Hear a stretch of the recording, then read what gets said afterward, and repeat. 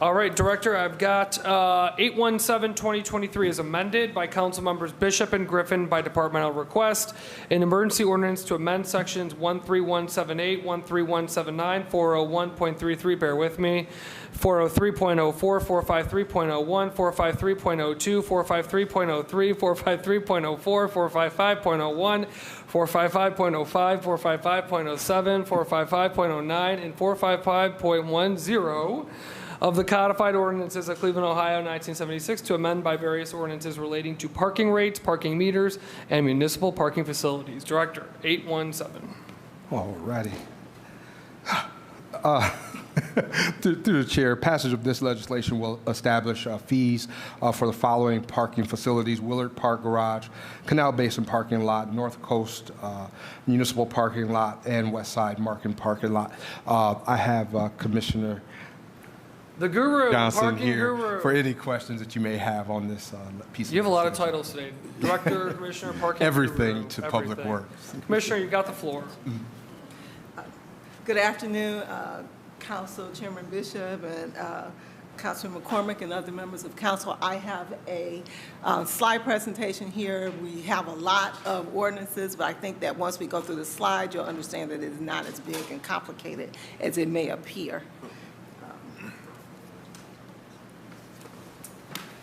So the first ordinance that we're, basically what we're looking for are several, authorization from this body to amend chapters of the codified ordinance in association with our efforts to enhance parking in the city of Cleveland.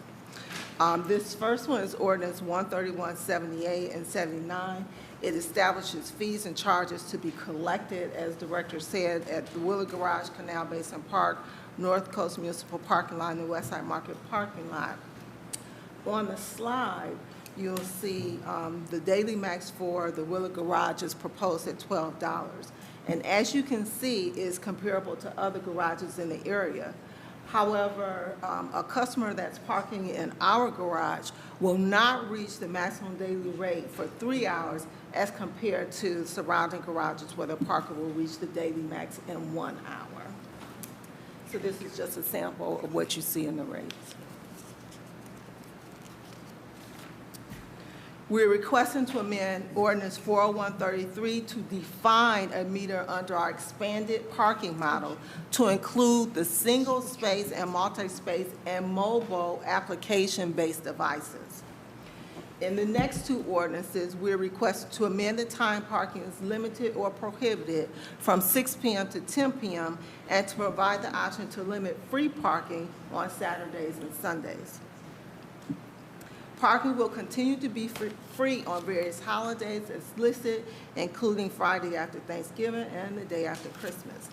Desmond, our parking consultant, concluded by extending the hours of enforcement, the city could ensure that convenient on-street parking spaces remain available to serve patrons.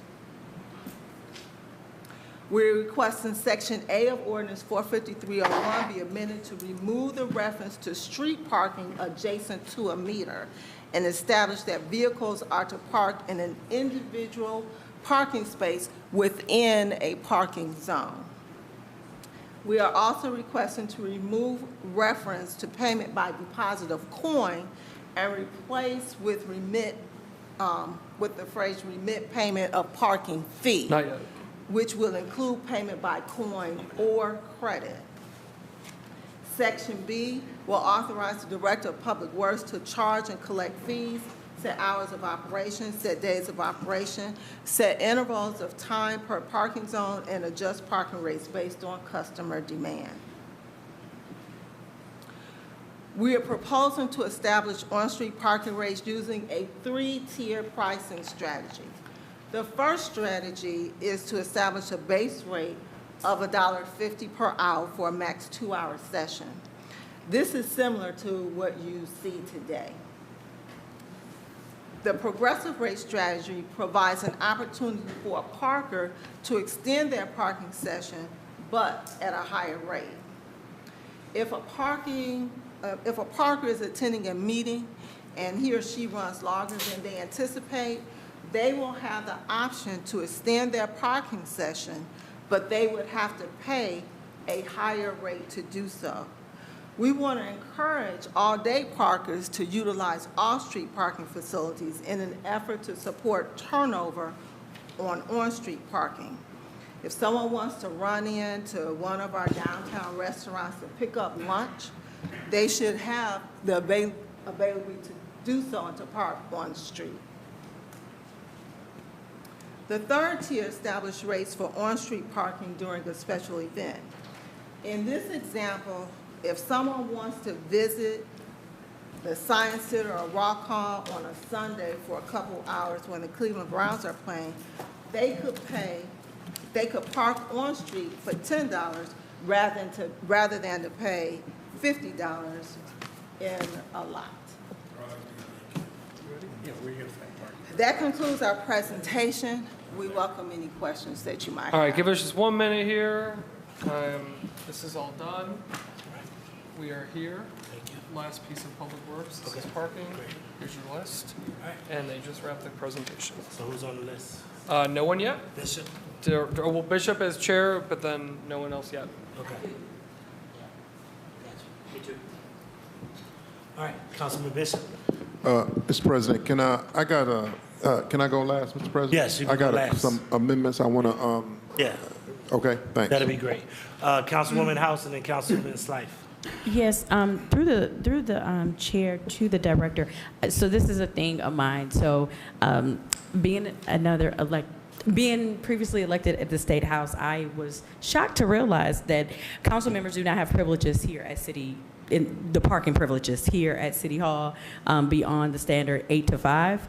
And I'm trying to figure out how do we fix this, because I just feel like as an elected official here of this body that each council member needs to have access to parking.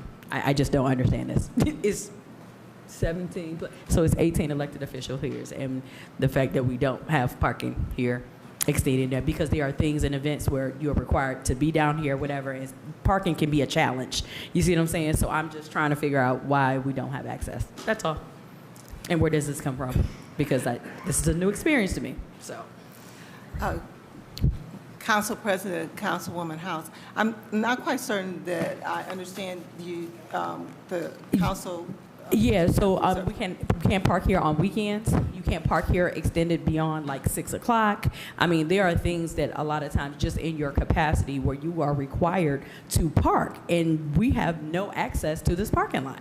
And I'm trying to get an understanding, because to me, like I said, again, I have a different experience, and you know, being at the State House as a state representative, we had 24-hour access, you know, to the parking site, to the parking space at the Rife Center where we actually worked, and I'm trying to understand why that isn't extended here, extended evenings on the weekends, because again, people's various work schedule. You see what I'm saying? If you wanted to come and have access to come to the building, even come into our offices, like this is a new experience for me, and I'm just trying to say for parking, how do we make that a reality based on many of our needs for different events and things of that nature, even in downtown in the evenings and on the weekends that many times we are requested for.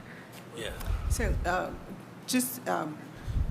Council President and Councilwoman House, Monday through Friday, our garages open. You can park later than 6 o'clock p.m. Our garage doesn't close until 10:30. So we maintain the same kind of hours that the City Hall. So we close when City Hall is closed. On the weekend, our garage is typically closed unless we have an event that takes place. So are you saying that when the garage is actually closed? Open, just whenever it's open, that we should have access to it. So on the weekend, if there is not an event, the garage is closed. Are you looking for access when the garage is closed, or when it's open when there's an event? Yeah, because again, many times as council members, our days and times go beyond the opening of City Hall. And so that's the thing. Even having access to your office, there are times where we have been here, and it might be 6:37. Shout out, well, I mean, between Mora and Gray, we're here, and they be like, no, y'all gotta go. And it's like, but it's 7:30. I got work. You know what I'm saying? Like, it's just something that's going on here that there is a disconnect, and I know parking is attached with that, and I just feel like we need to work on that. Through the chair to the council person, let me take that back under advisement. I didn't know that was an issue until just now, but I can definitely work through that and make that. Most cities have a provision in place for this, so we'll figure it out. And I'm glad you said. I just wasn't aware. I'm glad you said that, because to be honest with you, that has never been an issue.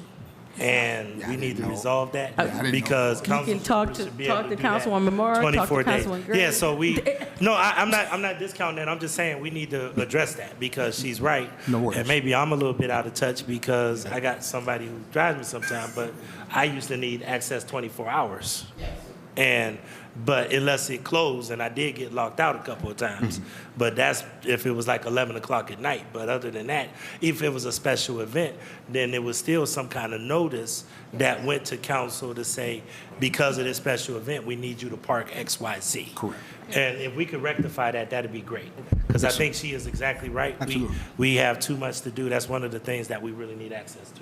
Councilman Starr, you wanted that point, because I believe Councilman House is done. No, my point that I just wanted to make regarding this issue is if somebody can pay to get in this garage, whether it's 24 hours, evening, or late night, I believe we should have 24-hour access to our garage to park. And to the point being, there may be something going on at the convention center.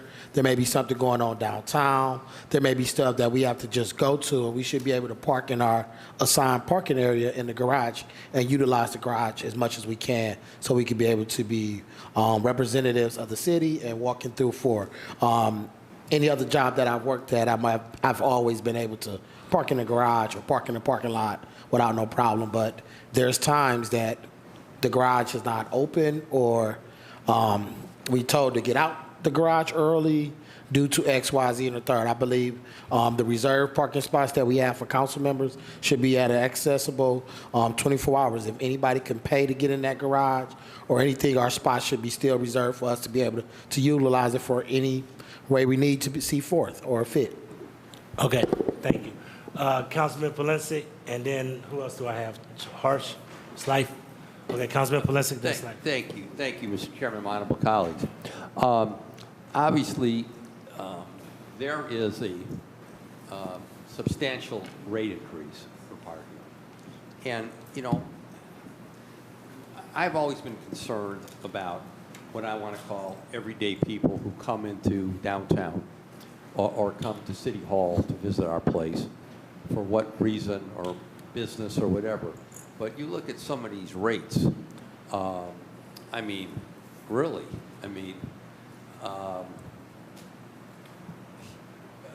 general monthly rate for non-city employees. These are folks that work in the various buildings around here. You're jumping them $25. $25. I mean, you're going from special events up to $70. Point of clarification, because that was a huge issue that me and Councilman Bishop had with you guys. The key word is up to. Correct. Can you describe how those escalators of pricing will take place? Council President, to Councilman Polensik and the other members of council, what you are doing is authorizing us to be able to have the flexibility to increase our rates based upon events or activities. So what you have here is similar to not this body, but the body had approved previously, where we would have a range of rates, would give us some flexibility in order to, when we have an event, let's say that for an everyday event, we may charge $15 for parking. for a daily parking rate. But if there is a special event, the demand is higher, we may increase that rate to $20. But this gives us the ability and the flexibility to be able to do that based upon the demand, the market and the demand. But can you just clarify one of the reasons you did that? Because I want to make sure, because Councilman bringing up a point that we all had a concern about when we met that day.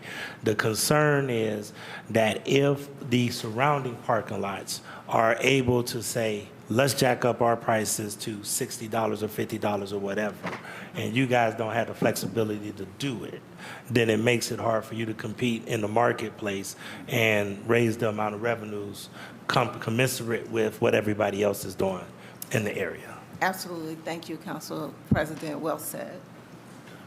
Well, again, you know, I don't want to see general monthly rate at Willard Park Garage. You're proposing, it's right now up to $125. Can you tell me what it is right now? Right now, it's $125. That's for monthly parking of those that are outside, Yes. not like Yeah. federal building But- employees. Our city employees pay $55. Right, but you're proposing to move it up to $200. I mean, again, we're trying to encourage people to come downtown. We're trying to encourage people to utilize our facilities, and we're whacking them. I mean, we're whacking them good. I mean, it's really, I mean, special events. So you come down here for a special event. You could go up to $60 for a special event. We're trying to get people to come downtown with families, with kids. We're gonna whack them like that? $60? So he's referring to up to right here. So, That's Willard Park Garage. So, Council President, to the councilman, right now we have parking lots in the area charging $50, $60, and $70 for special event parking. Okay, but Commissioner,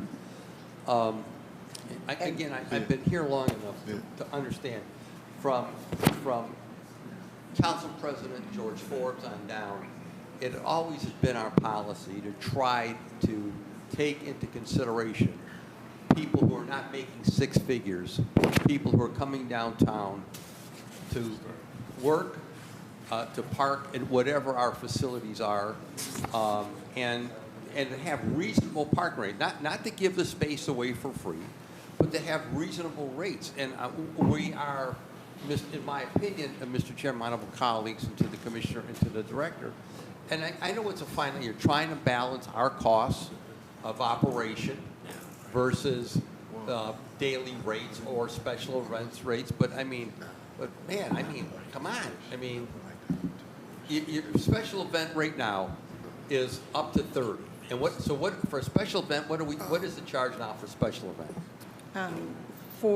We charge for the Browns game, we charge $30. So now it can go up to 70. It's not. We're not even talking about a cost of living increase. You're over doubling it, the charge, and I just have. I mean, I got a real problem with this.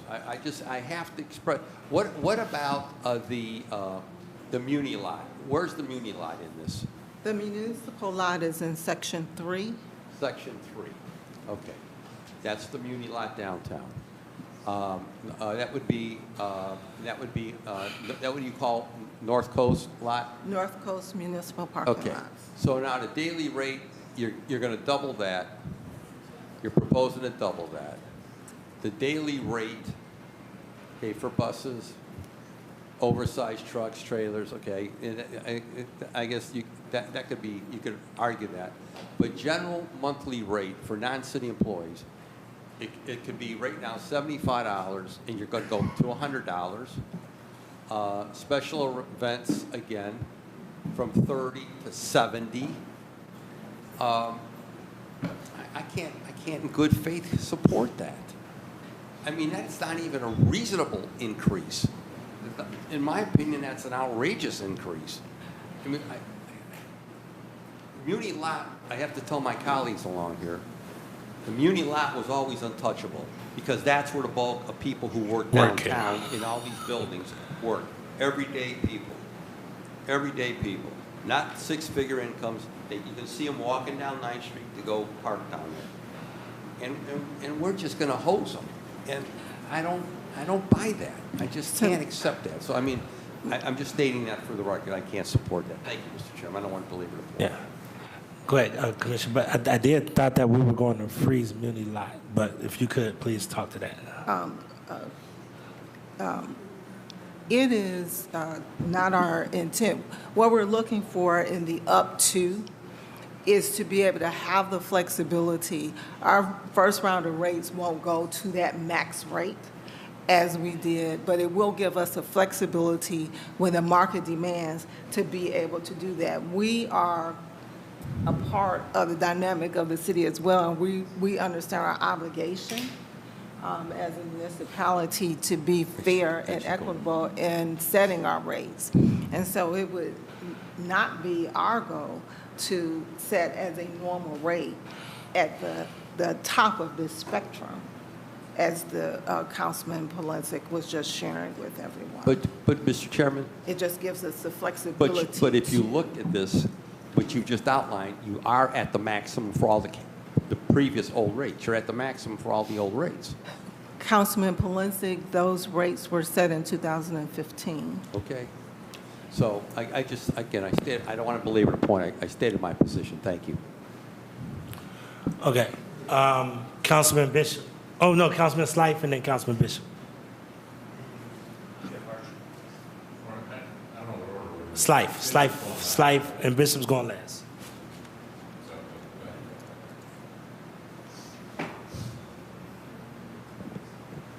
Just a couple quick questions, and you know, I'm glad we're having this conversation because it's overdue. Our parking system's antiquated in many ways, so this is important work. But like my colleagues, I think I want to make sure we do it right. Does anyone know, out of curiosity, do city employees get any kind of RTA benefit? We've talked a lot today about transit, and I know when I worked in Maryland, my company gave me $60 a month for DC Metro. Now, DC Metro is structured differently, but I don't expect Public Works to necessarily know this, but it's something we should look at. I think if we do need to raise the rates for our city garages, are we giving people a better, more affordable way to get to work and incentivizing transit if that's what we're trying to do across city otherwise?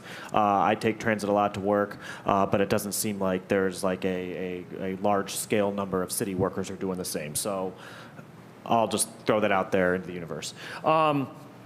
In all of the discussions, because I share, so, you know, the Cleveland Foundation put forward all this money to make sure that the Rock Hall, for example, would be free to Cleveland residents. So a low-income Cleveland family can come down and go to the Rock Hall for a day, but certainly the cost of parking could become burdensome. In the conversations, have there been any talk about if you're coming to City Hall during peak hours that you could be validated to a lower rate, or that there could be Cleveland resident rates during special events, so that we are not we are gaining money from people who are able to pay money, but we're also creating a benefit for Cleveland residents to come downtown and experience downtown. Was that part of the discussion at all? Like, for example, when I go to the YMCA across the street, if I park there, I can validate my ticket, and it costs me less to park. So I'm wondering if that was ever discussed, of being some sort of tiered system that helps people get lower rates in a way we could define. Council President, Councilman Slife, for the City of Cleveland employees who park in the Willard Garage, currently the rate is $55 for them to park for a month of parking. So they do receive a discounted rate for parking. Okay. What I'm suggesting, Council President, is that a non-city worker, but a resident, if we were to come down to the air show and we're charging special event rates for the City Hall lot, could they get a lower City of Cleveland resident rate that would only be available to City of Cleveland residents, either available at the time of purchase or available through some kind of rebate program or something, so that we're not disincentivizing a low-income Cleveland family from coming to the air show because they can't pay $70 for parking. That is the idea. So do you guys understand what he's asking? Through the chair to the council person, one of the things that I would make mention of is that in all of these conversations, we're balancing the cost of operation, the infrastructure, and the customer service portion of it. So we will take all those into account with all of the other criteria that we are looking at to make the experience better for all of the residents and non-residents. Okay, I bring it up just because I think there's ways through technology to maybe satisfy some of our concerns, but I'm not exactly sure what they are right now. My final points, and it wasn't clear from the presentation, when we're talking about parking meters, are we talking about parking meters citywide, or are we talking about parking meters in the downtown neighborhood? Council President to the councilman, we are talking about meters citywide. Okay, and also in the legislation, there's a call out for city public works and community development owned parking lots. Is the intent of this legislation to begin charging on lots in, I know, Cam's Corners or Gordon Square that are currently free? Council President to the councilman, what we did was just revise the rates. I will say that currently the Division of Parking Facilities manages a community development lot, the St. Clair lot. We manage that. There are parkers in the area that pay a monthly fee, and we take care of that lot. And so this would be similarly situated. Okay. I'm thinking of the city-owned parking lot in Cam's Corners where there is not currently any charge for parking. And I believe it's controlled by community development. Council President to the councilman, that would be a conversation for community development.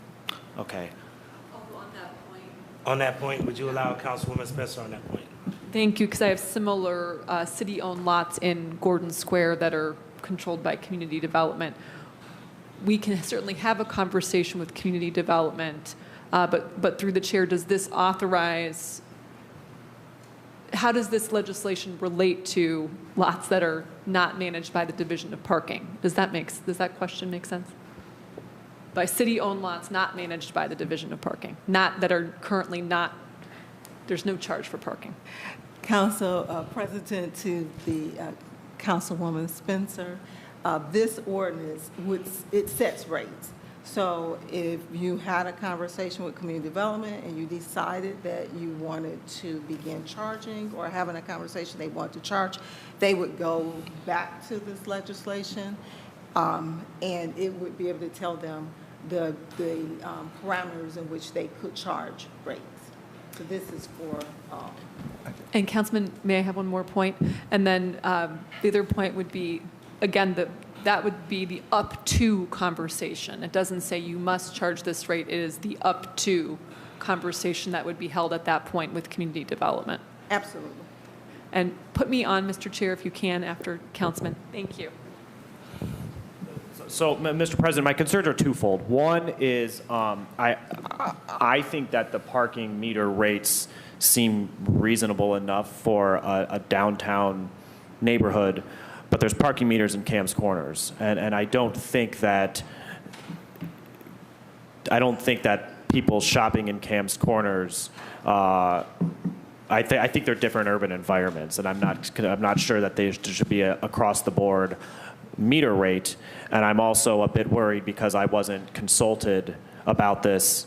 Layered onto that, I'm worried that if this legislation authorizes community development to begin instituting parking fees on their controlled lots, that it would certainly be a courtesy for them to contact myself or Councilman Spencer or whomever, but that it's not required. And I imagine a scenario where on Monday people come to go for lunch at West Park Station and suddenly there's parking, and I'm worried that this is getting ahead of how this affects kind of your average regular Cleveland neighborhood that is in competition for people patronizing restaurants and businesses and what have you with a mile away in Fairview Park where you don't have to park, or Westgate or something like that. So I'm reluctant to support this kind of without that deeper conversation, but I'm not closing the door on paying for city parking, but I feel like I'm worried of looking my business owners in the eye and just dropping this on them without having had a deeper conversation. Thank you. Okay. I have Councilman Harsh and then Councilwoman Spencer. And you forgot me. Councilman Conwell. Thank you, Mr. President. My just upfront concern about this isn't so much the changes in the hourly rates, which I think are somewhat reasonable. It's the change in the hours. So through the chair to the commissioner, the current hours of parking meter enforcement, I think, are 6 a.m. to 6 p.m. Is that correct? Council President, to the councilman, the current hours are 7 a.m. until 6 p.m. Okay, so 11 hours. So through the chair to the commissioner, by extending it 4 hours from 6 p.m. to 10 p.m., is it the expectation that revenue would go up 33%, roughly? Council Chair to the councilman, we sought we had Desmond, who is a parking consultant, parking professional, come in and assist us on this project, and the changes in their entirety, the rates, the extended hours, all the changes that we're talking about, the meters, the being able to pay by way of credit card versus the entirety, they had projected that there would be a 45% increase. 45? A 45% increase. 45. Okay. So through the chair, I guess, one of my concerns is the impact of increased revenue versus potential decreased activity. I think it's a perk of Cleveland that meters turn off at 6 o'clock and you can go downtown and hang out, and it doesn't cost extra to pay. I consider that an asset, and I certainly use it a lot. Maybe I'm a cheapskate, but I'm one of those people that would drive around for 15, 20 minutes looking for a free spot, right? Because I don't want to pay 20, 30 bucks to park to go downtown in a city I already live in, and certainly pay enough taxes for services. So I'm not a big fan of this idea of extending the hours 6 to 10, and I'm just curious what percentage of potential revenue come from that. Because it seems to be also, I'm very concerned, Mr. Chair, about the 300,000 people that are born and raised in a city with free parking after 6 that are all going to end up with fines as they slowly learn, one ticket at a time, that meters have been extended to 10 p.m. And I worry about that potentially offsetting any benefit from revenue. Through the chair to the commissioner, on page 3, 4. Yeah, page 3 or 4. Page 4, where it says the Director of Public Works is then authorized to set intervals of time per parking zone.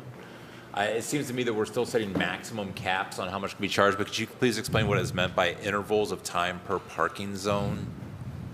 I'm sorry. It's on page 4 of 6 of the presentation that's currently on the screen. I just don't know what that term, I don't understand the language.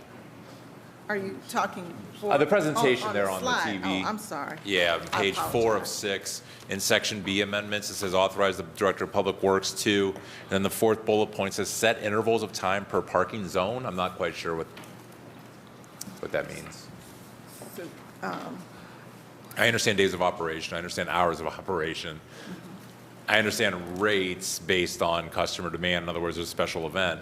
But I don't understand what intervals of time per parking zone means. So, Council President to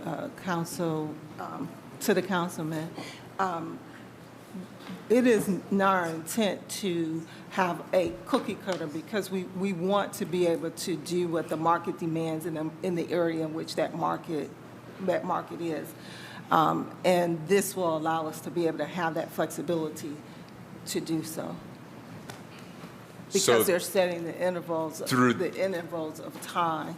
And so perhaps the time in that area, in one specific area, may be different on a Saturday, or when we enact, when we enact on a Sunday, then we would have the rates be set or enforced during a specific set of time. It won't be from 7 a.m. Okay. until 10 p.m. And so then, through the chair, you have flexibility then on which parts of the city pay which rates? Yes, we do. Okay. And through the chair, but those are capped out at the maximums that are spelled out here in the summary, where we put up to that, Yes, that we increase are- the ceiling. Yes, we are requesting that the Okay. council give us that. One more question then. When it says on the page before that, on page 3, under ordinance number 403.04 and 453.01C, option to limit free parking on Saturdays and Sundays. Through the chair to the commissioner, does that mean that the decision is being made to go ahead and charge parking on the same hours from 7 a.m. to 10 p.m. on Saturday and Sunday as well? Is that like the decision, or that option is available? It is the option, as it states here, is the option to be able to set a time frame to Okay. do so. So in our, in the presentation submitted to us by our parking professional, they talked about what different cities do. And in some, they may start their Saturdays from 9 a.m. until, 10 p.m. Some don't start till noon. And the parking consultant, when they provided us their recommendations, they gave us both of those options to say that we may want to consider in some areas making that And change. through the chair, that's at your discretion. That would be, yes, that's If this part of passes. the. Okay. Mr. Chad, it seems like we're concerned about the health and vitality of downtown for good reason, but I worry that doing increased hours in the evenings and weekends could actually discourage people from coming downtown, especially if they get popped for a ticket that they didn't think that, for hours that they thought parking was free. And it seems that we could still raise revenues by adjusting fee structures, which seem wholly appropriate. And the comparison, thank you very much for that, because it is still less than the other garages around. So that's nice.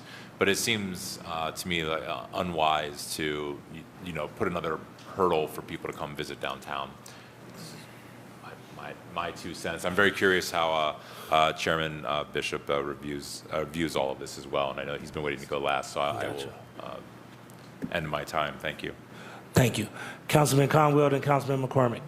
Thank you very, very much. I want to echo a little bit what Councilmember Mike Polisic was saying through the chair to the director. When you go up to say up from $30 up to $70, so you have a family. Wait a minute, let me go back a little bit. How did you get to this point? You to the chair, you did a budget to say that you need to go up to $70. You did a budget to also look at cost of labor, to have people out there to enforce it. So somewhere before you introduced it to council, there's a budget saying why. And you built a case, because if you're going to give us a proposal, you had to build a case, and through the chair, in that case is where, and then the why. The why is you went from 30 up to 70. I see the numbers, but it doesn't tell me why you went up from 30 to $70. The case to build for these numbers, you just didn't sit down, director, and say from 30 to 70. It's the reason why, and you looked at the budget, and you also looked at how many workers you're going to use to enforce this, and if we do enforce it, how much it's going to cost us in the long run, and where the dollars are going to end up going to. I mean, you had to build a case and some kind of analysis. Through the chair. So, Council President, to the councilman, currently, we looked at what market and what our other partners in the area are doing, what Right. partners outside the area are doing in terms of parking. And we wanted to make certain that we still reviewed ourselves as a municipality trying to provide a service. So we understand that we needed to increase our parking rates, but we aren't looking to go as high as some of our competitors. There are folks out there now that doing a simple Browns game, they're charging $60, $70. We currently charge $30 for that. So although we want to be more competitive, we are also very mindful of the fact that we're a municipality and we want people to be able to come and park in our facilities and to be able to come and have a place to park. And that's why we've created some flexibility when we talked about parking on street, giving opportunities for folks to park on street. The example that I provided of someone just wanting to come downtown when there's a Browns game to go to the Rock Hall of the Science Center. If they want to do that, they're going to have to park in one of those $50 lots that are around there unless they come to the community lot and pay for $30. But if they want to go and park on street in some of those areas and walk over, we're providing a more affordable price for them, and they don't have to pay that full freight. And that's the whole reason why we were putting out that special event rate, so that we can be mindful of someone who maybe just wants to come downtown on the day that there's some big special event happening, and they just want to get dinner. You know, they want to park on the street and just get dinner. We want to be able to give people the flexibility to be able to do that. And so this package that we've provided to you today, it keeps all of that in mind. We want to make certain that we're providing a good service, a good affordable service to people. So if they park on the street, I'm just like, because see, I have to save the dollars when I take my grandchildren to baseball games or football games. So I look for a meter so I can use that other disposable income, right, for food, for the kids, right. But if you say up to $70, you go into my pockets with this high inflation. I know I have to pay for gas. Gas is high also. And you creating a barrier to people to visit downtown also. And we could get it back in the long run. If I spend money on other merchandise downtown, they're going to tax me. And then you're going to tax the venues if the venues are doing well. And then that money will go into the city coffers as well as part of the circular economy. Through the chair to the director. And we are still providing a better and more equitable service than a lot of our competitors, is what I would share with you, is that we ensure that our rates are equitable. Well, you know, I don't want to go up to $70 without seeing the budget, because you built a case first. I know before you gave it to Director Frank Williams, before you introduced it to us, it would have been great if you had brought me your budget to say why. Because you just didn't say. You were extremely bright, Director, been knowing you forever down here. But you tell me you're going from 30 to 70, it need to be a reason why, and you should have showed me a budget, the reason why. I hear you narrating. Sounds good, it's cool, but to go from $30 to $70 without showing me why, it's not good. Because I see barriers there and I don't understand it. Through the chair, to the director. Director? Through the chair to the council person, we went through quite a bit of extensive vetting for this process, with, as you mentioned, a budget. The consultant that came in, but we also did a lot of peer city reviews to do comparisons with like cities in Ohio, but also in other states, to see how they matriculated through their processes as well to inform this decision. You know what, Director? If you didn't bring the evidence, you looked at lessons We had learned. it in That's that what you other guys are doing. presentation, the first Right, right. You looked at lessons learned. You studied different cities compared to us. You looked at lessons learned, and then you bring this to me to council, but you're not showing me why. That's all I'm saying. You looked at lessons learned so you could build a case, but you didn't bring it here.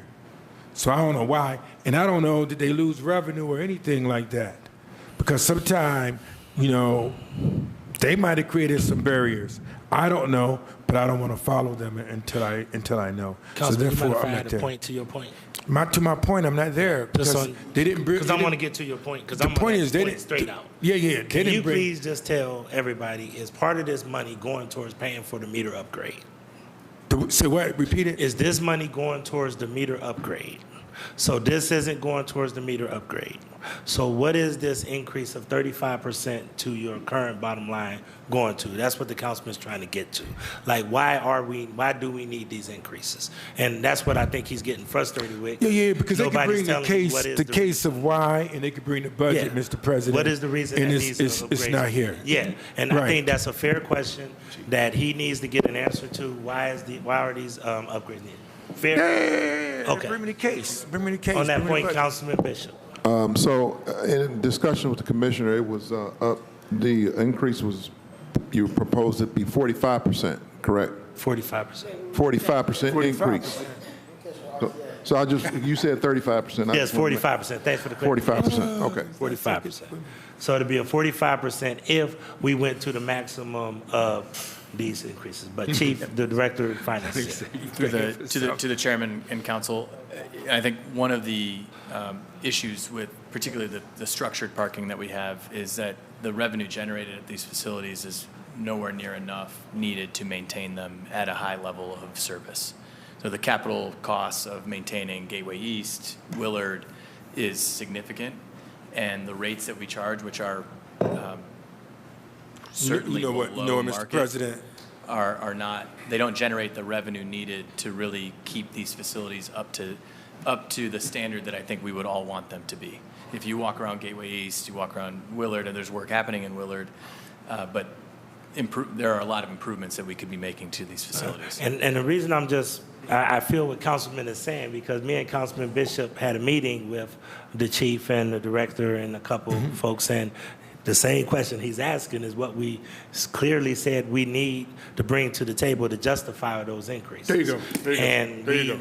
And now he's asking the exact question that we were trying to get an understanding of. So I just want to make sure that we get a better understanding. You're saying it's for capital improvements for this. It's not personnel, it's not new equipment, it's pretty much to handle maintenance and capital improvements and try to bring in some revenue. Is that what I'm hearing? To the chairman, that's 100% correct. And for the record, the upgrade of the parking meters, the legislation that council, I believe, approved, that appropriated funds for that. That money is there for that project, irrespective of what happens with this. Councilman, would you allow Councilman Palessa point? Say it again. He said he didn't see Gateway East in there. Because, and that might be because the Guardians have an option? Council President, to the councilman,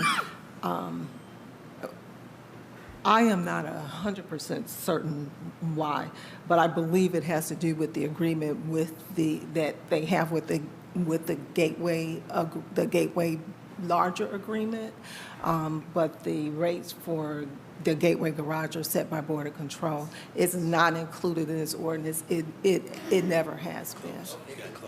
Yeah.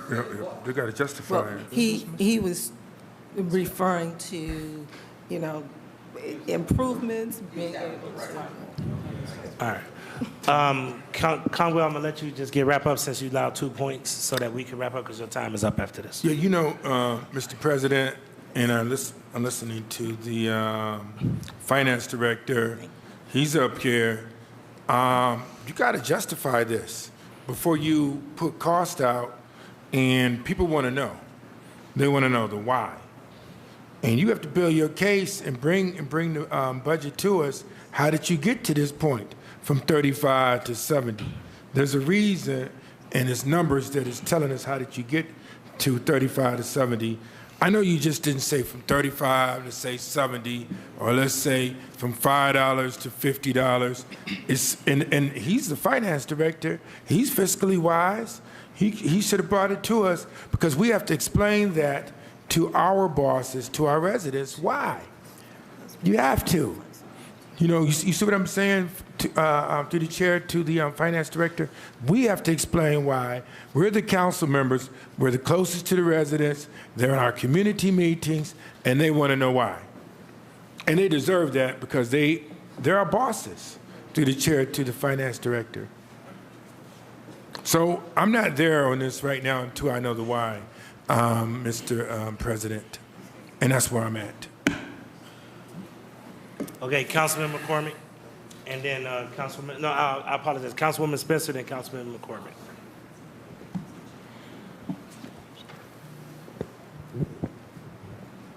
Good evening, everybody. I wanted to make sure I understand the relationship between this piece and the smart parking meter initiative. I'm not easily finding in the legislation where so I guess that's the first question through the chair, is where does this rate legislation show up in terms of the on-street smart meter program? Where does that show? Does it show anything related to the meter rates? I'm not readily finding that in the legislation.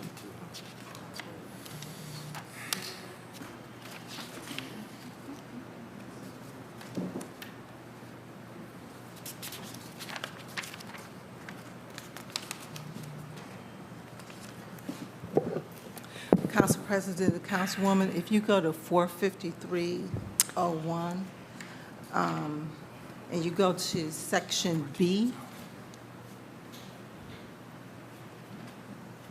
And part of our issue is we have the formatting on our tablets is a bit of a problem. So it's 451. 453.01. 453.01. Okay. Section B.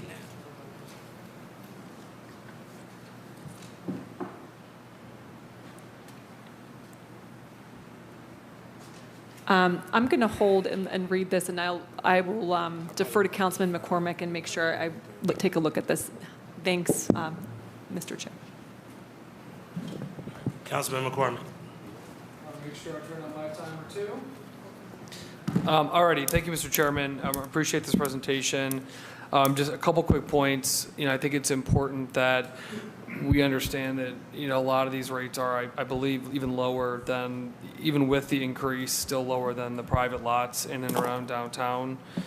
So just as a point there, just as a comment in downtown, two things. Number one, the biggest concern I hear is the antiquated system and the confusing zones, right? And so when people say to me, I don't come downtown because I can't park, it's because who the heck has quarters? And where can I park? It's confusing. So the negative feedback to me is not I have to park after 6. I have to pay after 6 p.m. The negative feedback is the way I can park in the confusing zones. So to the commentary around downtown, the conversations I've been having with the director and director, she's never going to lose that title, director. I'm sorry. Never.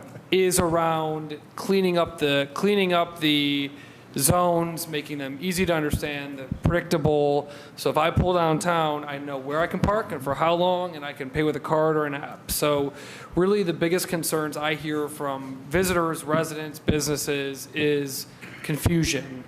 So that's being worked on, which is the good news, right? And that's updating the systems and cleaning up the zones and all that kind of stuff. On the evening and weekend, it's, I think everyone at the table wants the parking rates to be reasonable, but the problem is for my businesses is when people park in the same spot from Friday at 6 p.m. till Monday at 7 a.m., and my businesses have nowhere for their customers to park. So in downtown, having the ability to engage with paid parking on the weekends allows for spaces to turn over for my businesses in downtown Cleveland instead of people just taking up those free spots for 36 plus hours. So I really want to note that when we talk about being a welcoming downtown for people to come, also not even for the businesses, for a visitor to have access to spots in downtown Cleveland, it's important that there's turnover, and a part of creating a plan for that is allowing the city the ability to create a plan where weekends and evenings are in play. So I just wanted to highlight that. Those 2 points, number one, I'll just speak for downtown. It's important that the city has the flexibility to engage on weekends and evenings. And number two, which we're working on, so I don't want to misrepresent that, cleaning up the zones and expanding the ability to pay with card and app is going to be the biggest impact for downtown Cleveland above and beyond anything else. Because again, the feedback I get, we all get, is that I don't go down there because how do I pay? Where do I pay? Well, is that what zone can I park in? I mean, that's really the crux of the issue in downtown. But it's really important that the city has the ability, whatever that policy looks like, to be able to engage evening and weekends so that businesses, visitors, and otherwise have access to spots that people take for 36 plus hours during that weekend time, because those spots are just taken. And so my restaurants, my small businesses, there's nowhere for anybody to park because people just take them there all weekend. They go to a game, they leave their car. Good, I don't want you driving if you've had drinks. But the point is that that's why that part's important.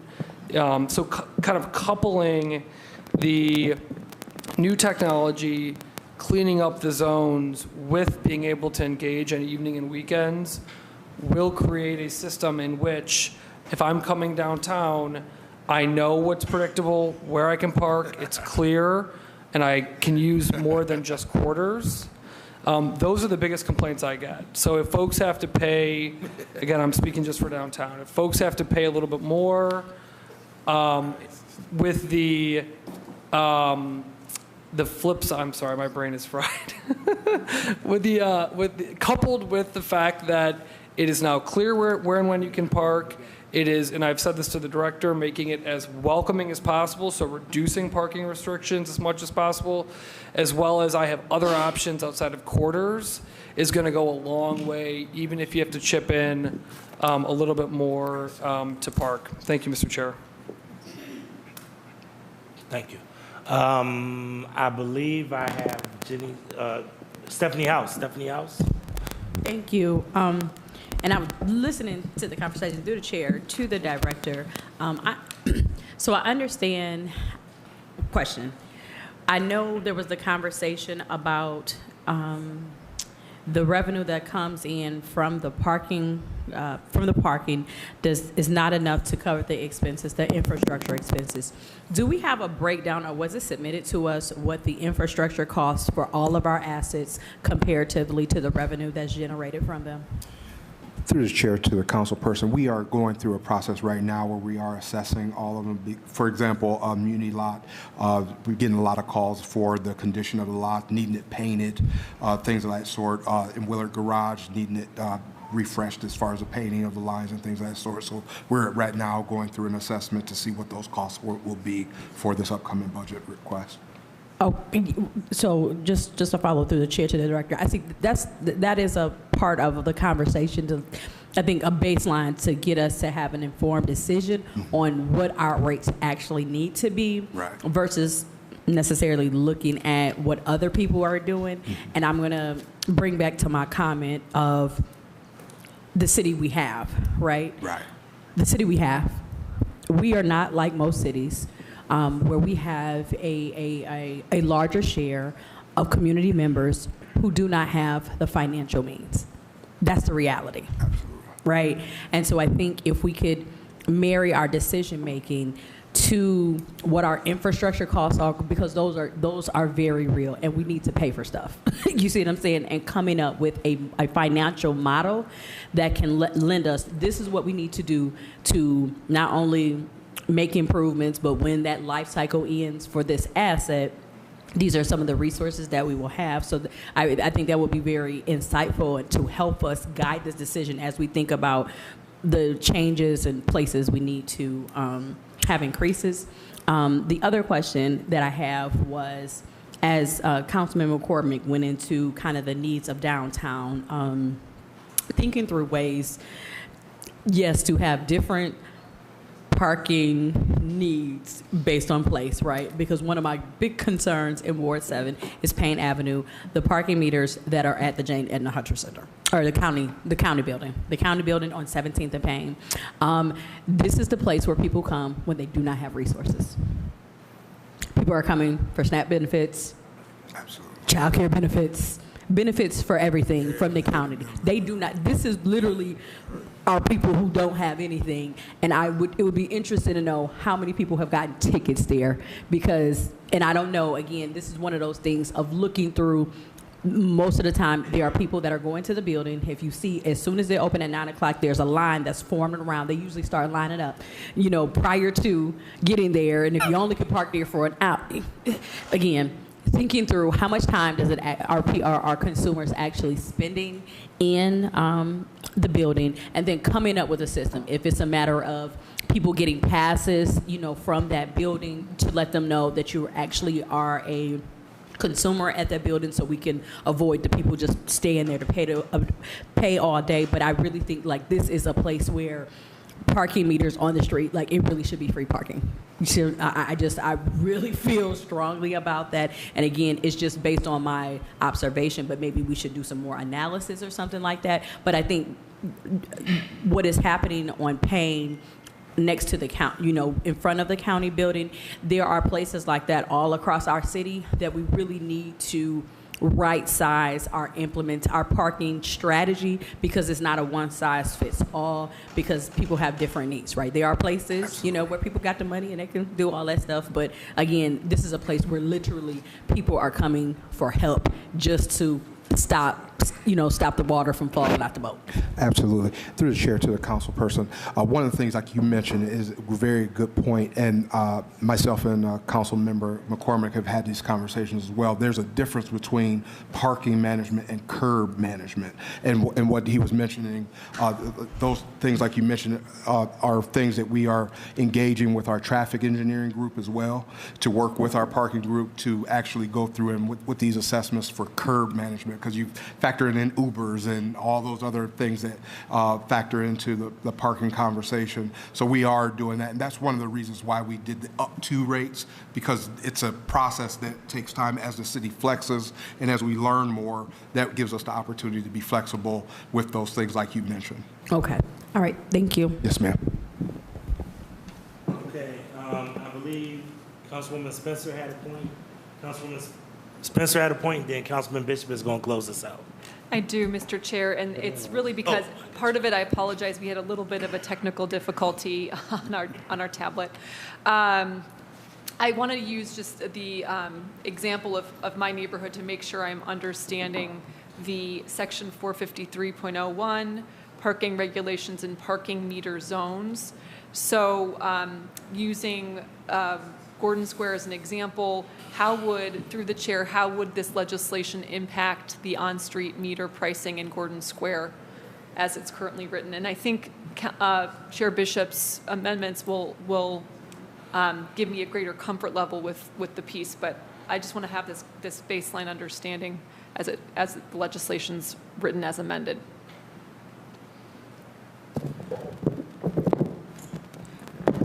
Councilwoman Spencer, are you referring to the section B that I just pointed out to you? Yes, thank you. And you want to know specifically, could you ask your question again? Right, so specifically in practice, if this legislation is implemented, what would we expect in Gordon Square, for example, with the existing on-street meters? What would, because it's this range, what is actually the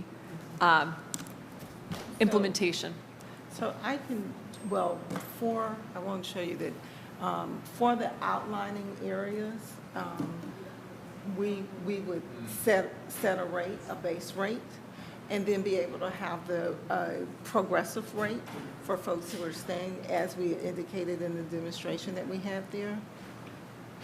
And then if we decide, because based upon the legislation that we had, if we plan to do any modifications in that area, we have to come to the council person to talk about how we might want to place the meters in the area. Because the current legislation was amended that said that if we come to your area and we want to do something different than what currently exists, we need to engage the council person. So we would come, have a conversation with you, and we can talk about, you know, where we might put, where we would have zones and meters, where the cellular option would be, and what the pricing would look like in that area. Am I answering? It looks like I'm not answering. Yeah, and through the chair, I'm not seeing that particular piece of it where council would come into play in the.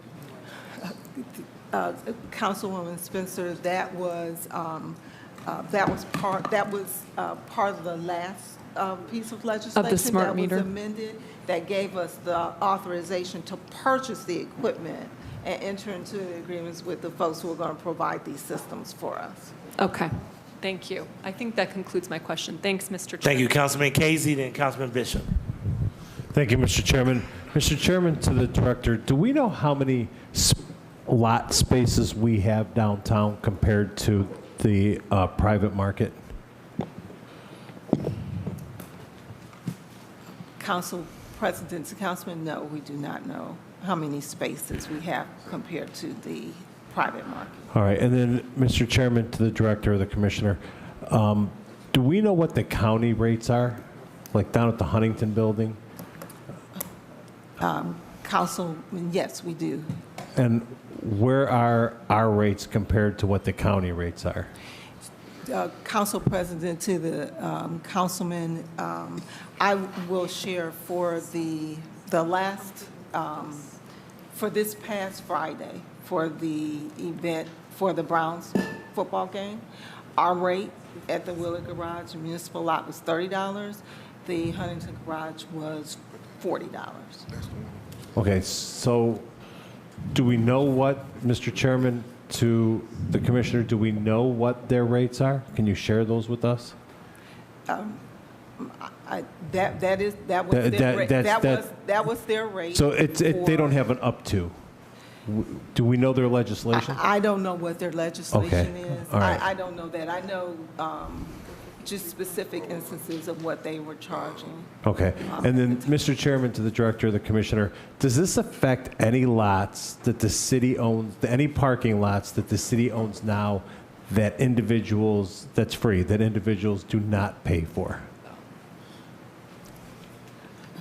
Councilman Casey, I don't understand your question. Could you Okay, ask it so again? we have some neighborhood lots that the city owns, right?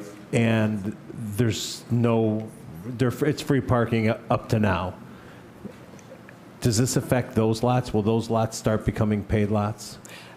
Council President, to the councilman, this schedule is specific to the lots that are named in the schedule. But it doesn't this say, and correct me if I'm wrong, Councilman Slife, because we were talking about this. See, it says PW and CD owned lots, correct? So I know of one specific lot that's CD owned, right, that there's no charge to right now. So does this give the authority for the city to just come in and plop down and say, okay, we're going to start charging and here's your new rates? So it goes from 0 to up to $70. And then in those, within this, if there's a special event within a neighborhood and there's a city-owned lot in a neighborhood, does that allow us to charge up to $70 for an event that's happening in a neighborhood? Council President, to the councilman, you are referring to the community development section of this legislation. And so any lots that fell under the community development, these are potential rates if it was decided at some point in time that community development wanted to charge to manage and to operate that lot that way. All right, so the answer is yes, that we could start charging for free lots in neighborhood lots that are owned by the city, if they're CD or PW owned. Councilman Casey? Yes, Councilman go ahead. McCormick would like a point. Would you allow him a point? Councilman McCormick? Point of clarification, and I believe that this was an amendment from Councilman Polensek in the previous legislation, that any lot that currently does not have charge meters the city would want to add charge meters would require councilmatic consent. Okay, and does it also include if they don't have meters? Like, it's just $20 a day to park it in a neighborhood lot. So I understand the meters, right? You have to come back before council, but what if lots do not have meters specifically now, but then the city just wants to start charging people for parking in the lots?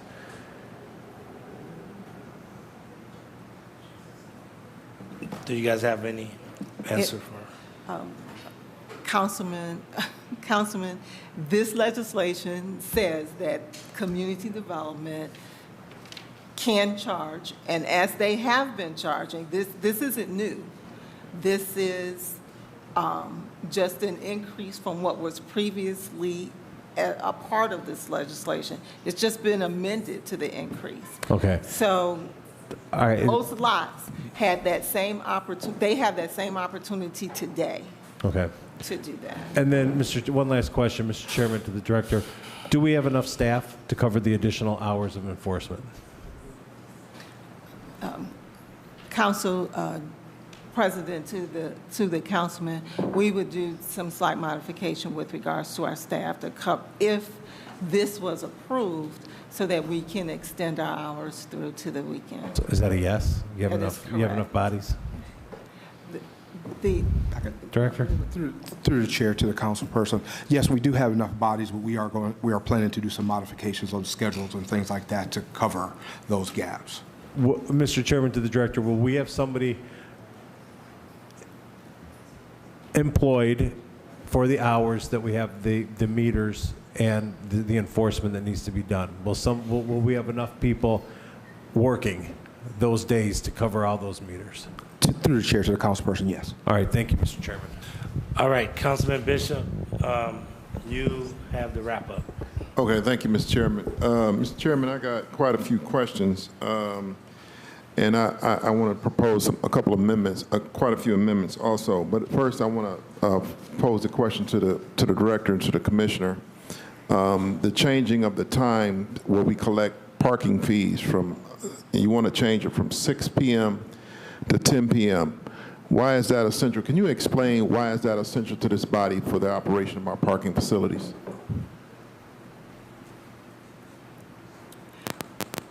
Council Chair, to the councilman, expanding the enforcement time, and we've kind of talked about being able to allow, instead of having someone to park after 6 o'clock, you may have folks who are there, perhaps that work in some of those establishments. It limits the amount of turnover that you can have for some of those areas that are in, and that's to say, if we were looking at the Central Business District, it would limit some of that turnover time that you would have, because folks, and what our consultant found, is that people are parking there long term.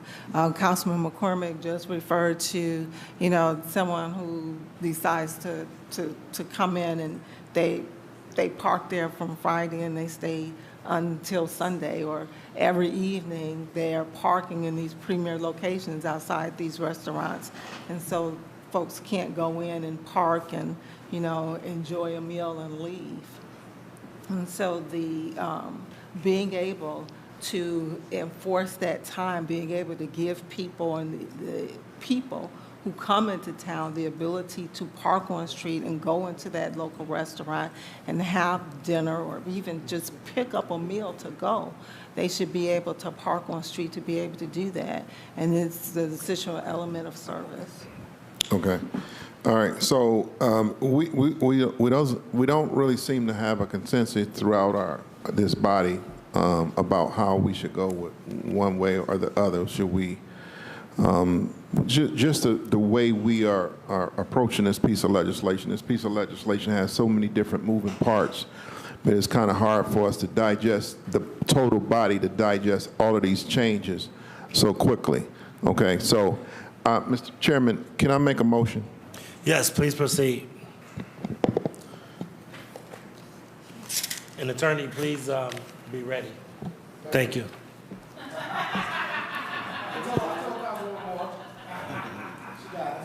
All right.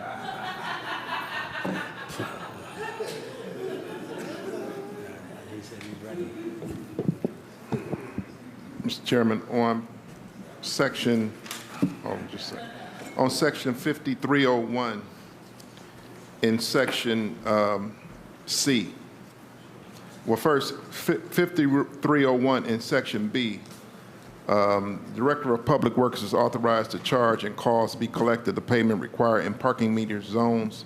Such charges and fees ranging from $1 to $8, and is further authorized to establish regulations that set forth the days of the week, hours of the day, and intervals of time for which parking is permissible.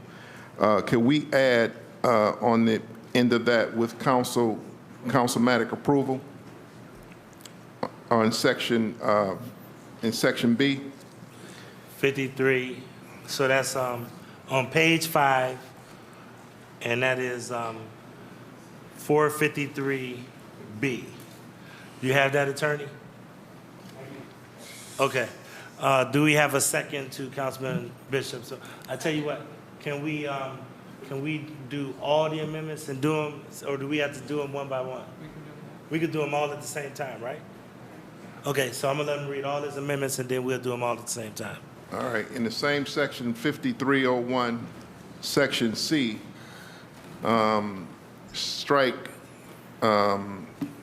it says the provision of this section shall not apply to vehicles upon the street of the city between the hours of 10 p.m. until 7 p.m. Strike 10 p.m.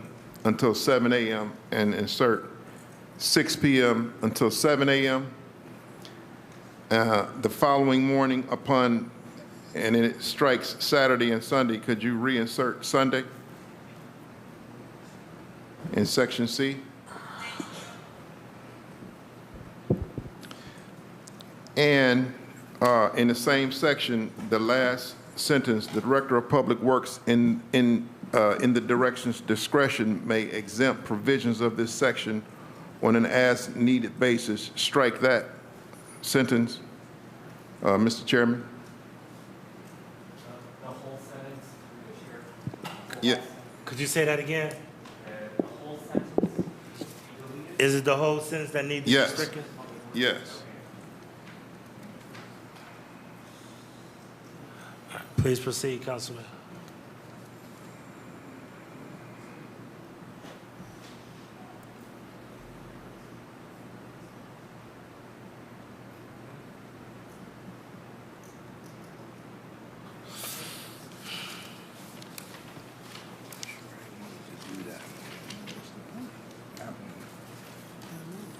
And Mr. Chairman, on section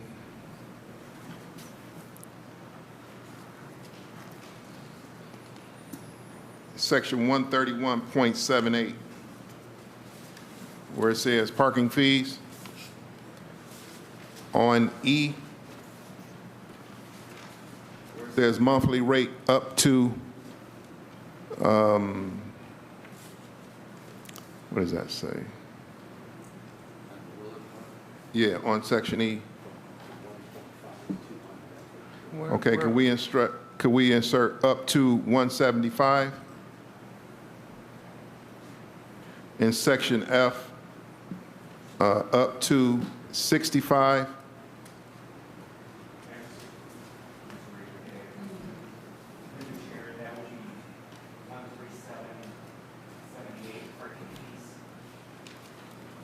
Say it again, I'm sorry. Subsection E of section 13178. Yeah, 13178 under Willard Park Garage.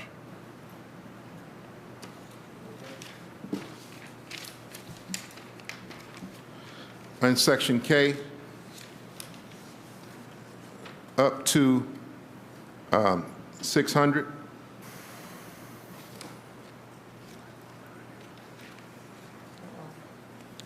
In section 2, the Canal Basin lot, can we have that read up to $50 on number C on the Canal Basin lot?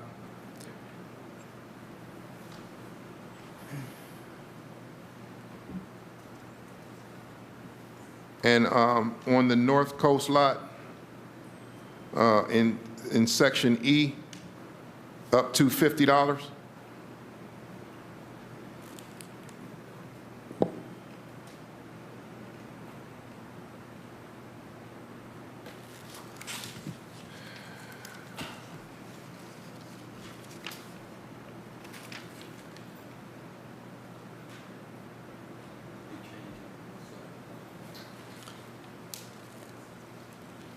No. All right, Mr. Chairman. I think that's all mine. All right, do I have a second for those amendments that Councilman Bishop put forward? Council.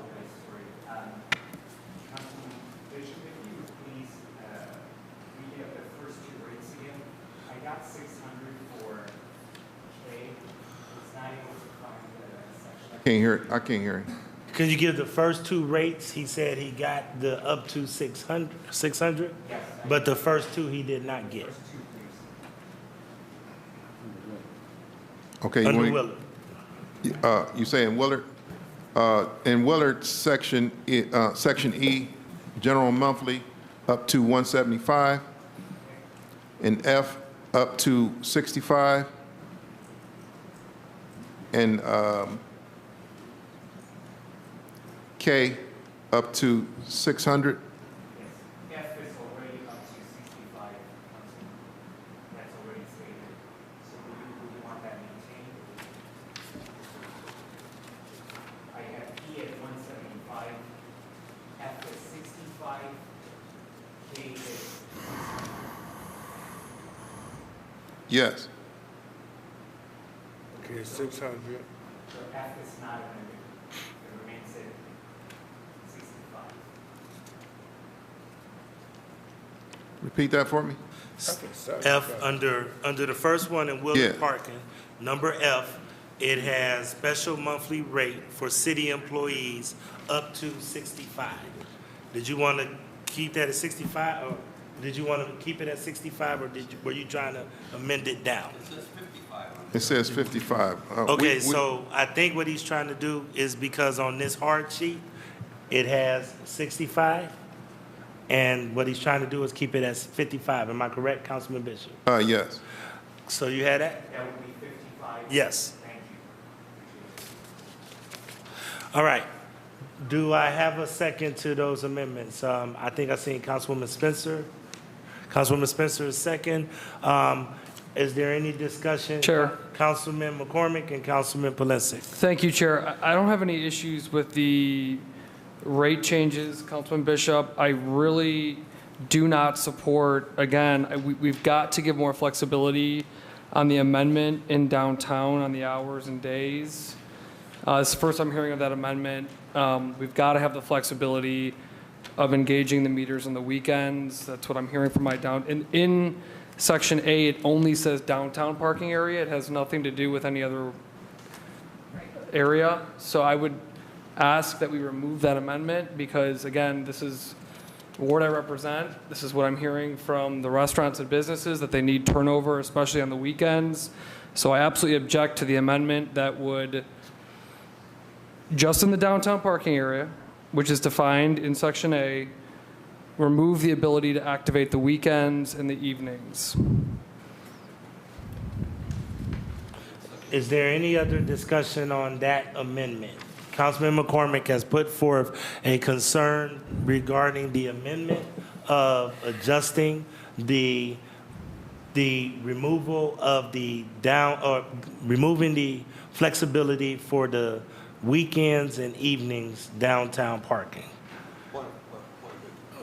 Councilman Polensek. So, Mr. Chairman, that would be section section 403.04, correct? Downtown parking area? Yep. And so it would go from what Councilman McCormick is proposing, it would go to 10 o'clock. Ability to go to 10 o'clock, is that? Go to 10 Yeah, o'clock. and then ability to activate Sunday. weekends, yeah.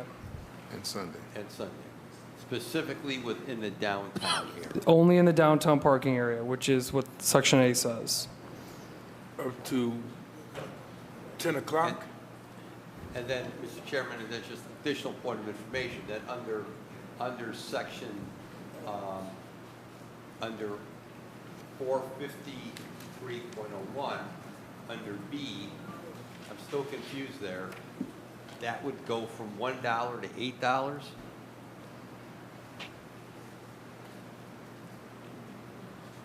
Under B, Yes. only with council approval according to Councilman Bishop's amendment. Okay. Remember, he had it, his first amendment was to extend that to have councilmatic approval. That would be, so just to the commissioner, so if a downtown, if a meter is $1 now, which you're proposing, that was for the first hour, correct? Councilman, we were proposing $1.50 in the central business district and $1 in the neighborhoods. But the rate says here, we're asking for the flexibility to do $1 per hour to 8.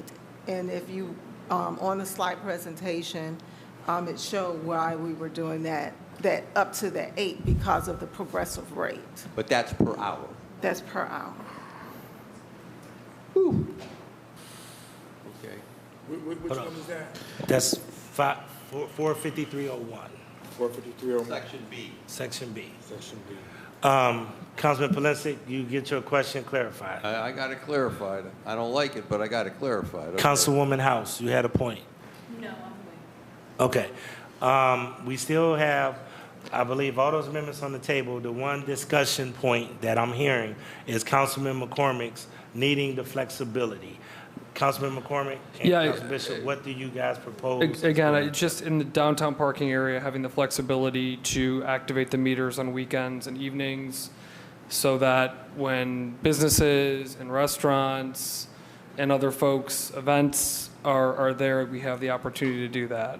That's the whole, that's the conversation I've had with the director, only specific to downtown. I understand that other areas are different. The central business district is different.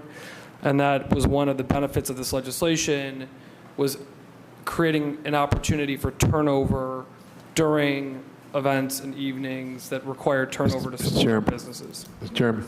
Yes, Councilman Bishop. So, Mr. Chairman, if we adjusted that amendment to 8 o'clock, Councilman McCormick, would that suffice? Because the original one is 10. Yeah. If we did 8, I like 8 better. then, the reason that 8 is more palatable, I think it addresses Councilman McCormick's point about making sure that we turn over cars. But I'll be honest with you, we also want to make sure that we make this affordable and make this available, that we don't make downtown for just a certain segment of people. That's the balance that we're trying to strike. And I think we're trying to have a sensitive balance. I personally think 8 is feasible, and I think it's something we can revisit if we have to. But just leaving it at 10 and not thinking about that, I think creates a little bit of a concern for us.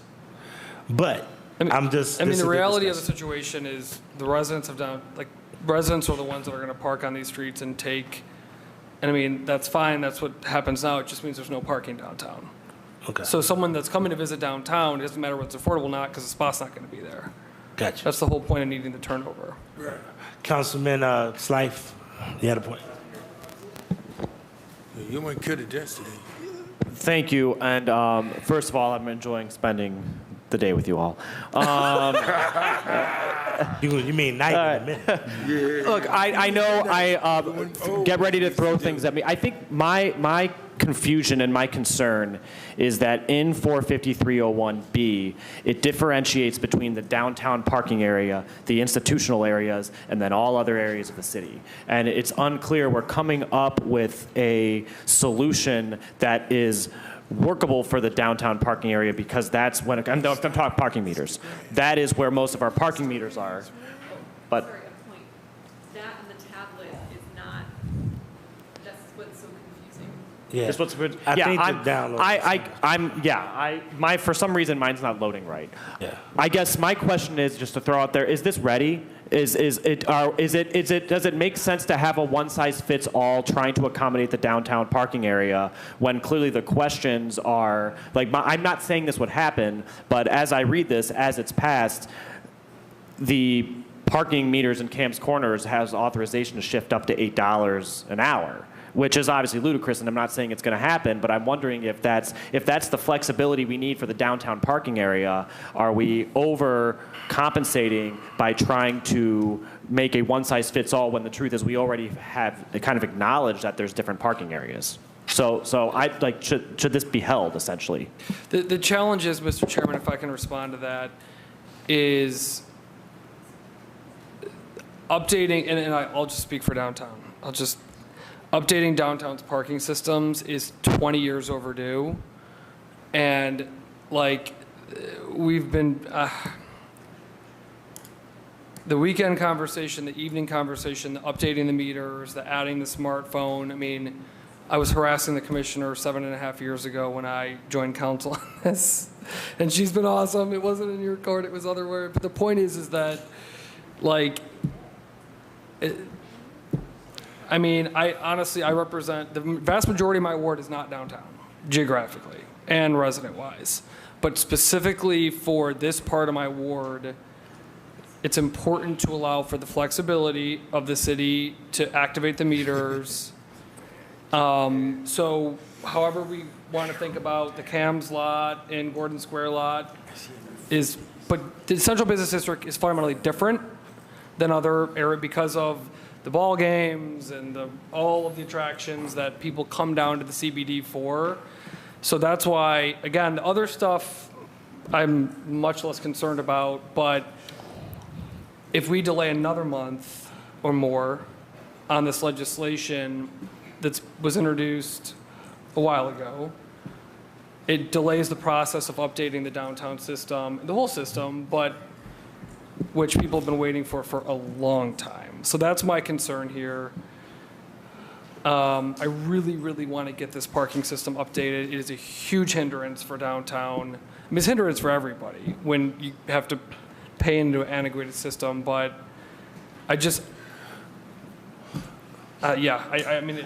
we've got to update this system. It's laughable. It's embarrassing. Let me ask this question to Councilman McCormick, and let me ask this to the commissioner. Councilman Bishop has put forth several amendments. Is it appropriate, or can we look at those amendments, do the 8 for right now, review this after, 3 months or after Brown season or at the beginning of the year, and then see if we need to make any adjustments then, because I've held it for 2 months. Right. And I know that everybody's eager to see something happen. This is a very complicated piece. I do think we need to make sure that we really monitor for any unintended consequences. But I think that Councilman Bishop has put forth some amendments. What do we think about utilizing those for starters and then making it our commitment to pull them back in front of Public Works, in front of the Municipal Services Committee in about 3 months to look and see if there's any unintended consequences?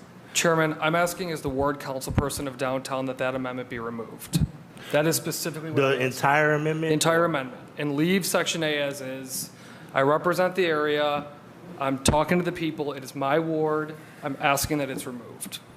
And that is the one, 451, which one is that again? Or 40304, Section A. You know what? Hold on 1 second, Councilman. 40304, Section A. Yeah, I have no issue with the other amendments. I'm saying this specific one. All right, Councilman Conwell, you had a point. You know, we have a habit of saying that we're going to revisit, and the administration is going to bring us back things. We never get it back. Case in point, last year, I think it was last year, we were discussing the garage at the baseball stadium where the Guardians are at. We said we were going to come back and revisit that, look at it, look at the outcome measures, see what's going on. Never got it. Never got it back. Administration never brought it back. Gateway organization never brought it back. So we can look at it and see what's going on with it. It's just gone. All right. We got a discussion on the table that we got to figure out what we want to do with this amendment. So once again, Councilman McCormick has an amendment on the table to say that he would like that amendment to be removed. Councilman Bishop needs to do it. So I believe we need to probably go through amendment by amendment, but Councilman Hart's on the discussion on that point. Thank you, Mr. Chair. If the concern is people parking overnight or over the weekend and not moving and clogging up parking spots for businesses, could that be addressed independently? Could that be addressed as a standalone issue? Because I think the concern is that if people are going downtown between the hours of 6 and 10 to hang out, spend money, and do all that, do we really want to penalize them even more and discourage them from coming downtown? And while I recognize the concern of people parking for 48 hours is a legitimate issue, could that be handled separately? No, I think they're the same thing. So when meters become free at 6 o'clock is when people pull in and leave their cars till Monday. That's the issue. So that when you want to come down and have fun after 6 o'clock, there's no spot for you. I find parking. I will spend 15 minutes finding it, but I will find it. Well, and I would argue that having better turnover and having to pay $1.50 like that, you pay for the ability to have a spot if you're coming to visit downtown, versus all the spots are taken because they are now free. It's 6 o'clock on a Friday, and I now know as a person that lives downtown that I can park there till Monday morning. That's the whole point of it, is to anytime there's paid parking, it induces turnover, which allows for more folks to utilize the public parking. It's the whole concept. Councilwoman Gray. I think. Thank you, President Council. I just have a point saying that when downtown was opened up for people to come to live downtown, they were aware that the people who moved downtown were able to park at these parking meters all day, because they do not want to park in the garage to pay that higher fee. So saying that is to say all this. That was encouraging for people to move downtown. So they are the ones that hogging up the meters after 6 o'clock. Not the per se business people, not the per se, people who's partying. These are people who live downtown, who park after 6 and stay overnight, and also who work downtown. We know that, so that's my point. Okay, thank you. Councilwoman Spencer, and then we need to make a decision on each of these and figure out which one.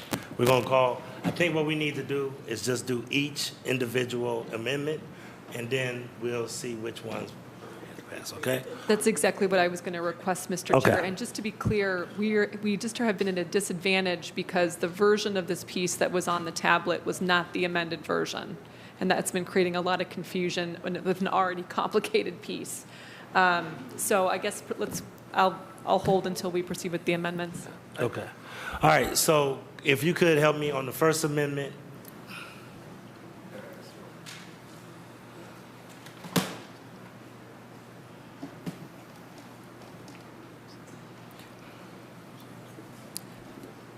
Council President, can I get a point? Yeah, if you can, go ahead. While he's looking that up, please do. So I'm not 100% clear on the amendment for 45301B. Are we today, because it says with councilmatic approval, so does that mean that I have to come back and ask this body again to set rates? I'm not quite certain what we're doing here. Councilman Bishop, I know you put forth the amendment. Did you want to talk to, tell her what that's for? Yes, in 5301, we have two amendments. We have amendment to Section B, Yes, and we have an amendment to Section C. Okay, so the one for the amendment for Section B, we want to add on with councilmatic approval on the end of that. And the reason why I say I want to add with councilmatic approval, because after the $8 per hour, it has and is further authorized to establish regulations that set forth the days of the week, the hours, and the intervals of time in which the parking is accessible. So basically, the Director of Public Works can make any changes to any of this in Section B at any time. So we do want to weigh in on that, or we do want to be notified when that happens. So if we put that in there with councilmatic approval, of course, we'll be notified. And in Section C, we put the time interval from 10 p.m. until 7 p.m. We propose to change to 6 p.m. until 7 a.m. and upon Saturdays and Sundays where it was struck to include Sundays in that day where we don't collect fees also. Okay? So that was the amendment that was set forth.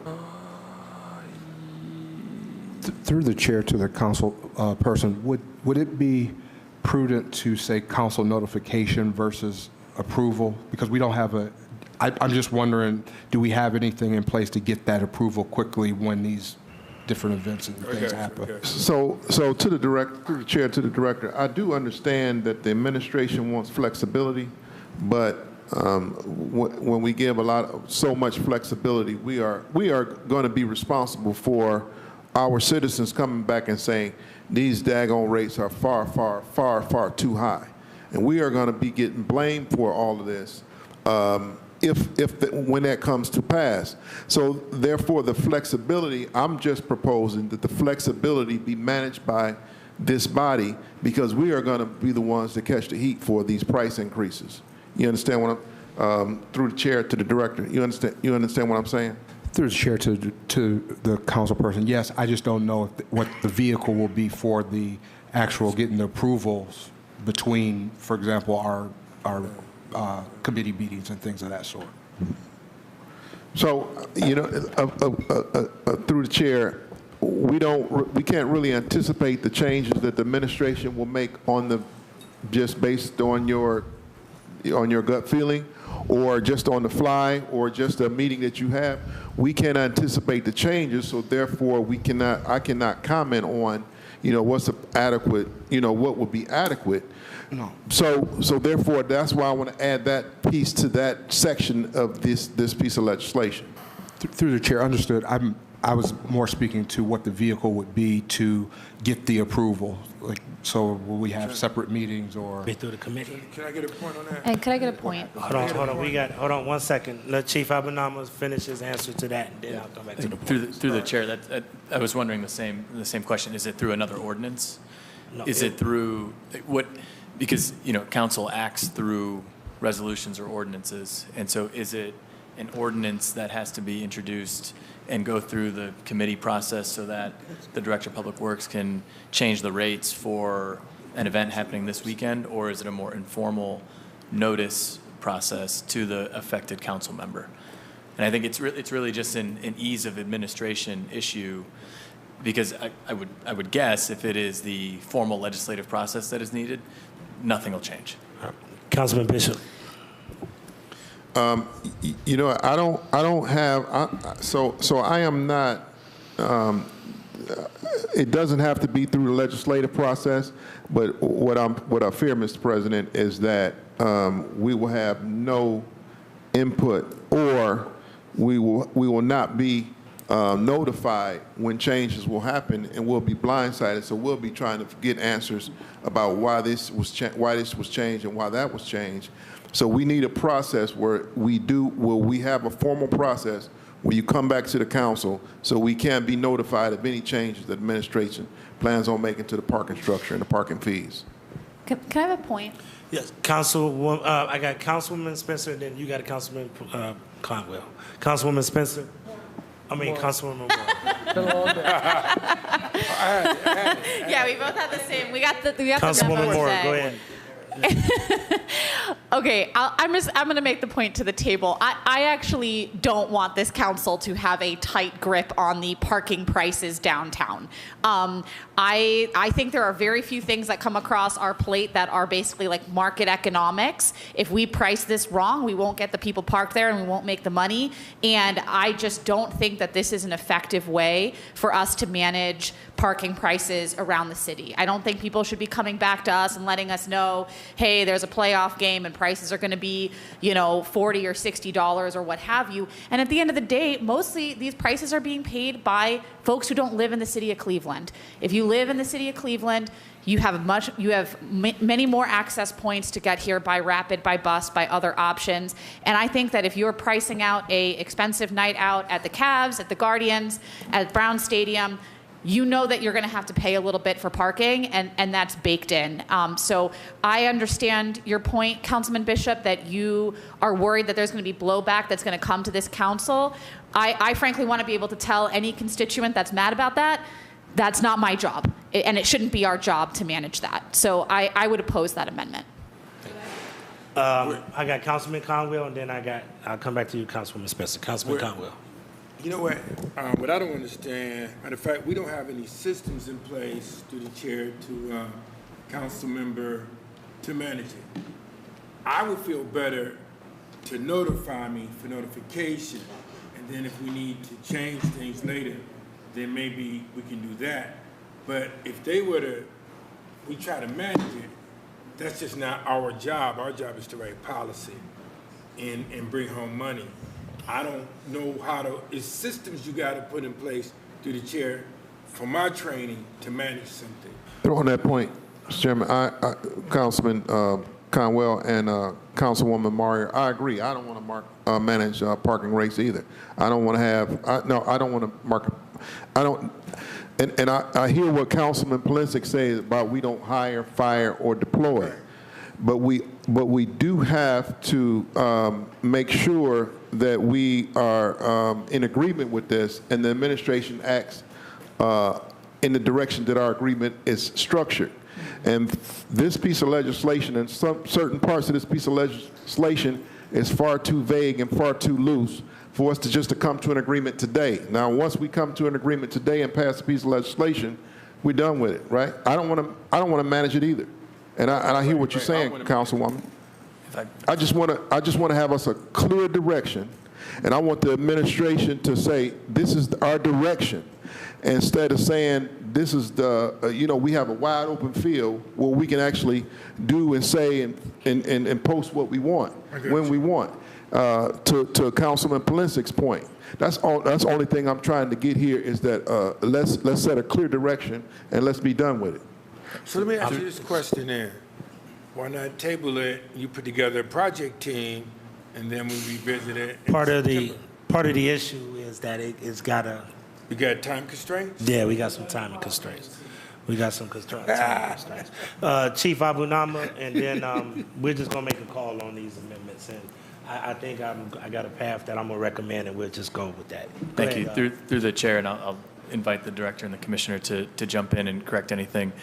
I think there's a lot of flexibility built in, particularly with the parking meter hourly rates, and that's by design so that the rates can adjust based on demand in that particular location, right? So this is where I would invite the director and the commissioner to throw something at me or punch me. I would be surprised that really outside of the downtown or maybe Little Italy, near West Side, on sort of really peak event days, that we would see anything close to $8 an hour outside of a Cavs game, a Guardians game, a Browns game. I think those rates will be much lower over in the normal course of events, with the caveat that it'll all be dictated by the demand being placed in the system. That's one of the benefits of having the smart meter system that council approved a few months ago, is that it'll allow us to regulate the prices within this range based on how many cars are parking on the street. If there's nobody there, the rate will be at its lowest. If people are circling, like Councilman Harsh, the rates will be high to get people out of there so that spaces can open up and people can park and go about their business downtown or wherever they are. All right, let's do this, because Councilman Bishop has some amendments on the table. The rates, let's do the rates, and then the sticking point seems to be the flexibility on the weekends and nights. But everybody seems to be okay to vote on the rates. Is that clear? Or vote down the rate. You're saying the amendments to reduce the rates. Yeah. The Councilman Bishop put. Yeah, that Councilman Bishop. Okay. All right. I'm tired. Go ahead. He did. He got it twice. It did. Go ahead, if you could, please. You should sit so that it's just recorded in the microphone. Oh, right, okay. Thank you. Okay, so I'll start in chronology through Please the speak in chair. the microphone.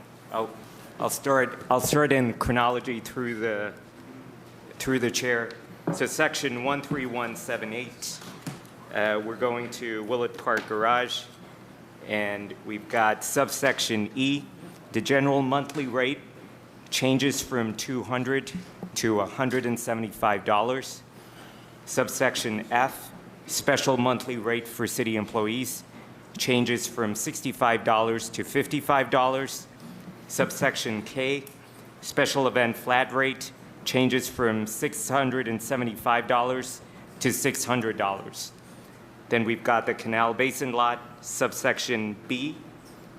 For special events, that changes from $60 to $50. And then North Coast Municipal Parking Lot, subsection E, special events, changes from $70 to $50. That's all I have for the pricing. Okay, so we have those amendments that have been put forward and seconded. All in favor of those amendments, say aye. Aye. Any opposed? Okay, so we have 2 opposed, but the ayes have it. Okay? Now, the sticking point has been the next amendment that he's talking about. Yes. And I do want to just make sure I reiterate, the person that's the closest to the community in that area is Councilman McCormick. However, we do want to make sure we are balancing the act of making sure that people feel welcome across the city to come downtown. Okay? But if you could move forward with the amendment, and then we'll figure out if we want to support that. Okay. Through the chair, section 45301, parking regulations and parking metered zones. We've got subsection B. At the end of subsection B, where Councilman Bishop suggested using council's approval or notification based on how you want to do it. And then we've got subsection C, where I'll just read the line, the provisions of this section shall not apply to vehicles parking upon the street of the city between the hours of 6 p.m. until 7 a.m. instead of 10 p.m. until 7 a.m. And then the following morning and upon Sundays. Sundays was previously striked, now it's included. And the final amendment under this subsection was the last line of subsection C, the Director of Public Works, in the Director's discretion, may exempt provisions of this section on an as-needed basis, is struck, sorry. Okay. So, Mr. Chairman, On like that a point, point of Councilman clarification. So if subsection C is amended to remove weekends and 10 p.m., does that prohibit section B under 40304 pertaining to the downtown parking area from going into place. So 40304B speaks to the downtown parking area explicitly. It's citywide. It's citywide. No, it says downtown parking area shall be free. Do you have the amended version? I'm looking. Oh, Jesus. I know. They scratched the difference between the areas. It's one. That's where we're having the issue. Okay, I'm reading. All right. No, okay.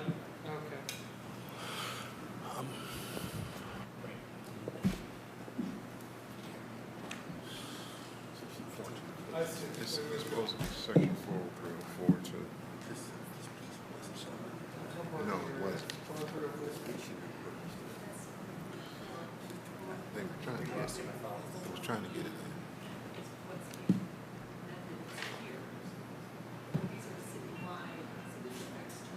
Well, I don't care about this one, I care about. How time sensitive is this, man? We might need to. But I asked you that. Mr. Chairman, the downtown parking area is a definition, is that correct? If I can exempt the downtown area from Councilman Bishop's amendment on the 10 p.m. on 5. Mr. President. Go ahead, Councilman Bishop. So, Councilman McCormick, are you referring to section 40304? Is that what you're referring to? Once. Because that's a different section, right? No, I know. So section C, right, is where your amendment would. 45301C speak. So in the original ordinance, there was a specific section that spoke to the weekends and whatever in the downtown area. I guess that's the wrong ordinance. So now I'm on the right ordinance, which does not have that section in it anymore, that was removed. So now what I'm saying, knowing that, since that section does not exist anymore, Councilman Bishop, in C, if we're gonna amend the 10 p.m. on the weekends, can we exempt the downtown parking area, which is a definition within the code already?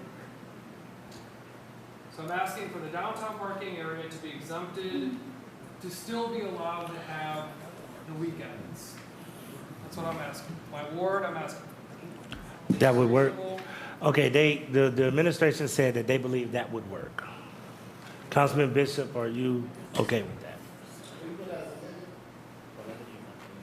Yes, Mr. Chairman. Thank you, Councilman. All right. And it's been seconded, okay? All in favor say aye. Aye. All opposed? Opposed. All right, we're going to have to do a voice vote. Is it 3? Yeah. Do it. Say it one more time. So if I can articulate this and I'll ask Councilman Bishop to say yes or no, it would be, so Councilman Bishop, it would be his original amendment to remove Saturday, Sunday, and to keep it the original time frame with the exception of the downtown parking area. So allowing the downtown parking area to have the weekends and the extended time period only in the downtown parking. On that point, Councilman. Go ahead, So that I just said Sunday, not Saturday. Just so you know. Sunday was Saturday. Just Sunday, not Saturday. Where's the language say? I'm gonna read it again. Okay. Here it is right here. This is 453B, right? The following morning on Saturday and Sunday. Yeah, so I want the weekend to be. That's my goal.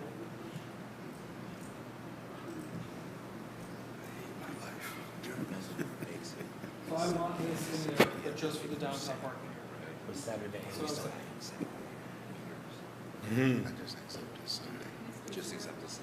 Yes, Councilwoman Spencer. So, Councilman Bishop offered two amendments to 453.01. I would like to request clarification on which amendment we are discussing now. Councilman Bishop offered two amendments. So are we having discussion on both of the amendments that fall under 453.01? It's two amendments that he's looking at. One is 45301, and then there's also another one that he has. Councilman, where is that one at with downtown parking in 403.4? There's 45301B and 45301C, and I'm not ready to vote on 45301B. I'm going to be requesting further clarification on that amendment. So we're kind of commingling. There's an amendment to the amendments, but we haven't, I don't know if we've had discussion on the original amendments. Yeah, man. So Actually, do it. with the exception of the downtown parking area, the provisions of this section shall not apply to vehicles. That's all I'm saying. With the exception of the downtown. With the exception of the downtown parking area, the provisions of this section shall not apply to vehicles parking upon the street of the city of Cleveland. So are you asking to rephrase his amendment? Correct. Just with the exception of the downtown parking. Okay, talk to Councilman Bishop about this right there. Moving forward with the amendment, which is the beginning of it, say with the exception of the downtown parking. Or excluding the downtown, however you want to word that. That would be my request.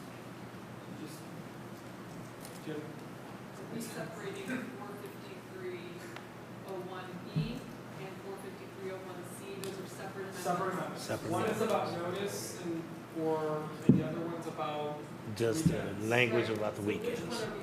We're talking about the weekends. We're talking about the hours and weekends. 451C. And we're going to go back to 451B. Yes. Okay. So I'll just, oh, my microphone's off. I'm sorry, everybody. So the request would be, and I would look to our lawyers, if it could be, my request would be, with the exception of the downtown parking area, comma, the provisions of this section, da, da, da, da. So it just removes the downtown parking area out of the amendment, but that still applies everywhere else. Okay, so attorneys, do you have, could you repeat that to the attorney? So that he can do that? Yes. Through the chair, with the exception of the downtown parking area, the provisions of this section shall not apply to vehicles parking upon the street of the city between the hours of 6 p.m. until 7 a.m. the following morning and upon Sundays, New Year's Days, Martin Luther King Day, and etc. Although that doesn't define what the rules are in the downtown parking area then. Sir, would you repeat that, please? Sir. Councilman Casey would like a point on that. Mr. Chairman, at this point, we've been at this an hour and a half, and I'm not really sure that anybody will know what they're voting on at this point. Actually, I think it's very clear. It's not clear down here. All right, so let me explain this. So hang on, I think I have the floor. I got a point going. So I would request, can we just hold this? And I understand that there's a time constraint, but downtown has waited 20 years for this. Can they wait another month and we can figure this out in committee? I think we're first and goal, Councilman. Good luck on it passing. So, Mr. Chair, if I may, the idea of this is to support Councilman Bishop's amendment to revert it back to the weekends in the original time with the exception of the downtown parking area, which would get weekends and the new time. Okay. That's pretty, all right, so pretty clear. So first of all, Councilman Bishop, do you table your amendment and put forth this amendment that Councilman McCormick is putting forward? Yes, I can withdraw my amendment. Okay, so Councilman Bishop has withdrawn his amendment. Councilman McCormick has put forth an amendment. Do I have a second for Councilman McCormick's amendment? Is there a second for Councilman McCormick's amendment? I'll second. Councilman Kelly has seconded Councilman McCormick's amendment. Any discussion, further discussion on this amendment before we take the vote? Councilman Slight. I will vote yes on this amendment out of respect for the downtown council member who knows his neighborhood. But my concern is about 45301B, which has the same rate structure across the entire city. It's a downtown rate structure for the entire city that doesn't give the local council person any notification how that rate could change. It charges downtown parking rates in Cam's Corners. It's ridiculous. So can we do this? Can we do this? Can we do this? Yeah. Councilman McCormick has an amendment on the table for the downtown area. Would you be willing to put forth an amendment in 45301B in order to exempt those neighboring communities in the areas? Because I also have concerns about Shaker Square, Gordon Square, and Cam's Corner and other parts of the city. I would, as much as I would like to, I worry that it's an uneducated amendment. I mean, I don't know the rate structures. I don't know the business model. I don't know if a quarter is necessarily where it needs to be. But I'm uncomfortable making a shoot from the hip amendment about. I think the easier thing to do, honestly, would be to have the entirety of this ordinance speak exclusively to the downtown parking area and then come back for another bite for the rest of the areas, understanding that rate structure. Because I think that this has been designed exclusively thinking of the downtown parking area without fully appreciating the ramifications or the touch points for the rest of the city. Mr. Williams, did you have a conversation? Could you clarify that justification for how you looked at the entire city? The entire city was taken into account for the rate structures and the approach to this, but keeping in mind that everything was done with that up to criteria to be able to flex and learn as we go. That's kind of why it was structured this way in its entirety. Mr. Chairman. I have a point, Mr. Hold on. Chair. I got a point from Councilwoman Spencer and then Councilman Jones. Mr. Chairman. I got Councilwoman Spencer and then Councilman. On that point, Mr. Chair, I think the challenge that Councilman Slife and I are encountering is we have metered city parking and city parking lots currently in our wards. And although Councilman McCormick was deeply engaged around this ordinance, we were not.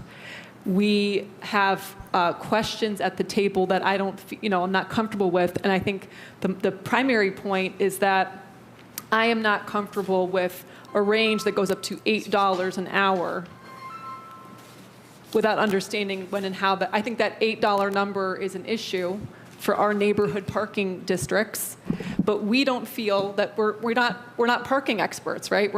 We don't know parking methodologies, but I can tell you now that my merchants don't see this coming. This is the first, literally today at the table is the first time I'm hearing of up to $8 an hour is possible. So that is our issue, is that $8 max per hour for meter feels like a downtown number, and the neighborhoods have not been engaged. So that's my point. Now go to Councilman Jones, and I'm going to ask the director and the commissioner.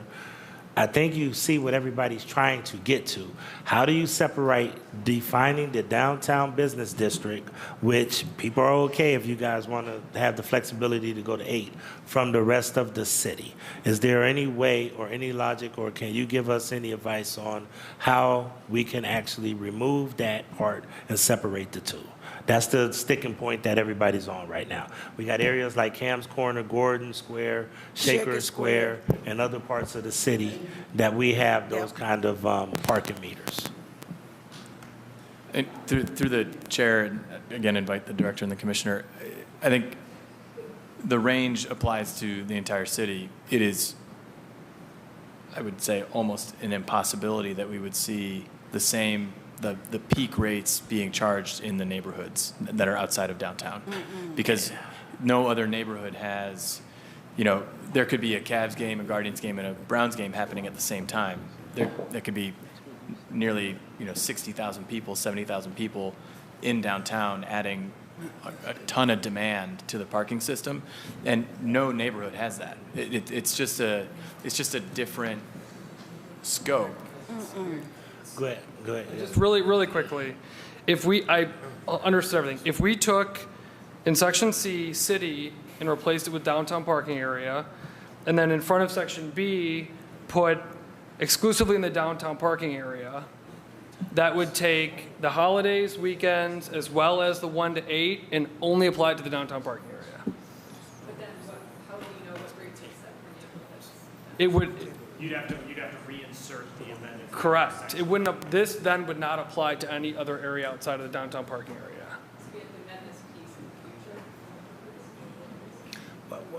I mean, it removes the flexibility of the 1 to 8 from any other area outside of downtown. Is that an amendment that makes sense to put forward? Do you understand that, Councilman? Council, or Mr. Williams, can you give some clarification? Council President and council members, we can concentrate our efforts on the Central Business District, which is the area in which we intended to activate the new systems first, and then we can come back to this body and have a conversation about the neighborhoods. Would that work? Yeah. Say it again. They can activate downtown parking meters first and then come back to have a discussion about the neighborhoods. But my question is, will we take that neighborhood, that component out until we come back and have that discussion, or what? It sounds like you would add Councilman McCormick's addition and just be specific to the downtown parking area so that we can then begin our efforts. Yep. So, implementation. So, Councilman, could you please? Mr. Chairman, so the original amendments to reduce have been passed, so we're good there. The two that are left are on B and C, which is the $1 to 8, as well as the Saturday, Sunday pieces. So my suggestion would be, because those are controversial and debated, in Section B, insert exclusively in the downtown parking area, the Director of Public Works is authorized to charge and cause to be collected, and then in Section C, insert the provisions of this, so the provisions of this section shall not apply to vehicles parking upon the street, and then remove of the city and insert in the downtown parking area between the hours of So it essentially takes both provisions and makes them only apply to downtown. I believe that's right. The only thing I would add is by completely striking the existing Section B that lays out the charges in the institutional and other areas of the city, do we find ourselves in a position, having struck that, where we're not able to enforce parking in those? So do we need to reinsert Section B, but remove 1, to not refer to the downtown parking area, and only refer to 2, 3, and 4 as a new 1, 2, and 3, and then B becomes C, C becomes D? Does that make sense? And in the intro, say, instead of the coins required, the payment remitted for parking shall be. Are you talking about 45505B? 45301B, that's struck. We're in a different section. Let me show you. I think we're in a different section. What are you looking at? Right here? Yeah. So can I get my email from this thing? Change this to payment and retain that striking, because we're going to talk about downtown. Well, the issue is, why can't we just hold this? Why don't this goes to committee? It needs to be. If we don't have this, that if we've taken something From you? paying, then they're going to be. How long have we held it? Why was we holding Talk about downtown. Get out of their ticket. So why are we on the executive committee in the summer debating the rates? That don't make sense. It needs to go through committee process. We should be dealing with this in the summertime. And when was it held up? It looks like it's new. It's 8/17/2023. I guess When that's was the it question of introduced? administration. Do we need to make that amendment to ensure that we can still enforce parking in Camps Corner? We're not making this free You parking. should tell them, send them in the beginning of September. Mr. Chairman. Mr. Chairman. Yeah. While everybody's doing all of this, just, I love Carrie McCormick, and I love you too. But we need to take this and settle this and set it off to the side and take it through the committee process. We got a couple of issues down here at this end of the table. I didn't even want to try to get into fighting about it. But I will say this. I don't see why we're pushing this issue so difficultly, so hard. So many parts and moving pieces. My suggestion is we just table it and bring it back to regular session. And go. We're going to table this piece, and we're going to hold it, not table it. We're going to hold it and take it through the committee process and send it back to Councilman Bishop. What I am going to do is ask if Councilman Bishop would consider holding a meeting at the very beginning of August or September so that we could try to at least get this done in September if that's at all possible. Okay? Thank you, Mr. Chairman. No, don't need a we motion. can just hold it. He just hold Yes, it. Councilman. Recommendation, if any council member wants to add some type of amendment or adjustment, please send it over to the chairperson so he can be able to understand Well, exactly what we're doing. That's why this really should have went through the committee, just so that everybody could know. This was introduced probably about 2 or 3 months ago. I have held it a couple of times because there were a lot of things that we've needed to do, but it did need to go through the committee process. And what I'm going to do is put it back to the committee process with Councilman Bishop, okay? All right, so until further discussion, 8:17 will go back to the committee structure. All right, I'm going, if we could have Commissioner DeRosa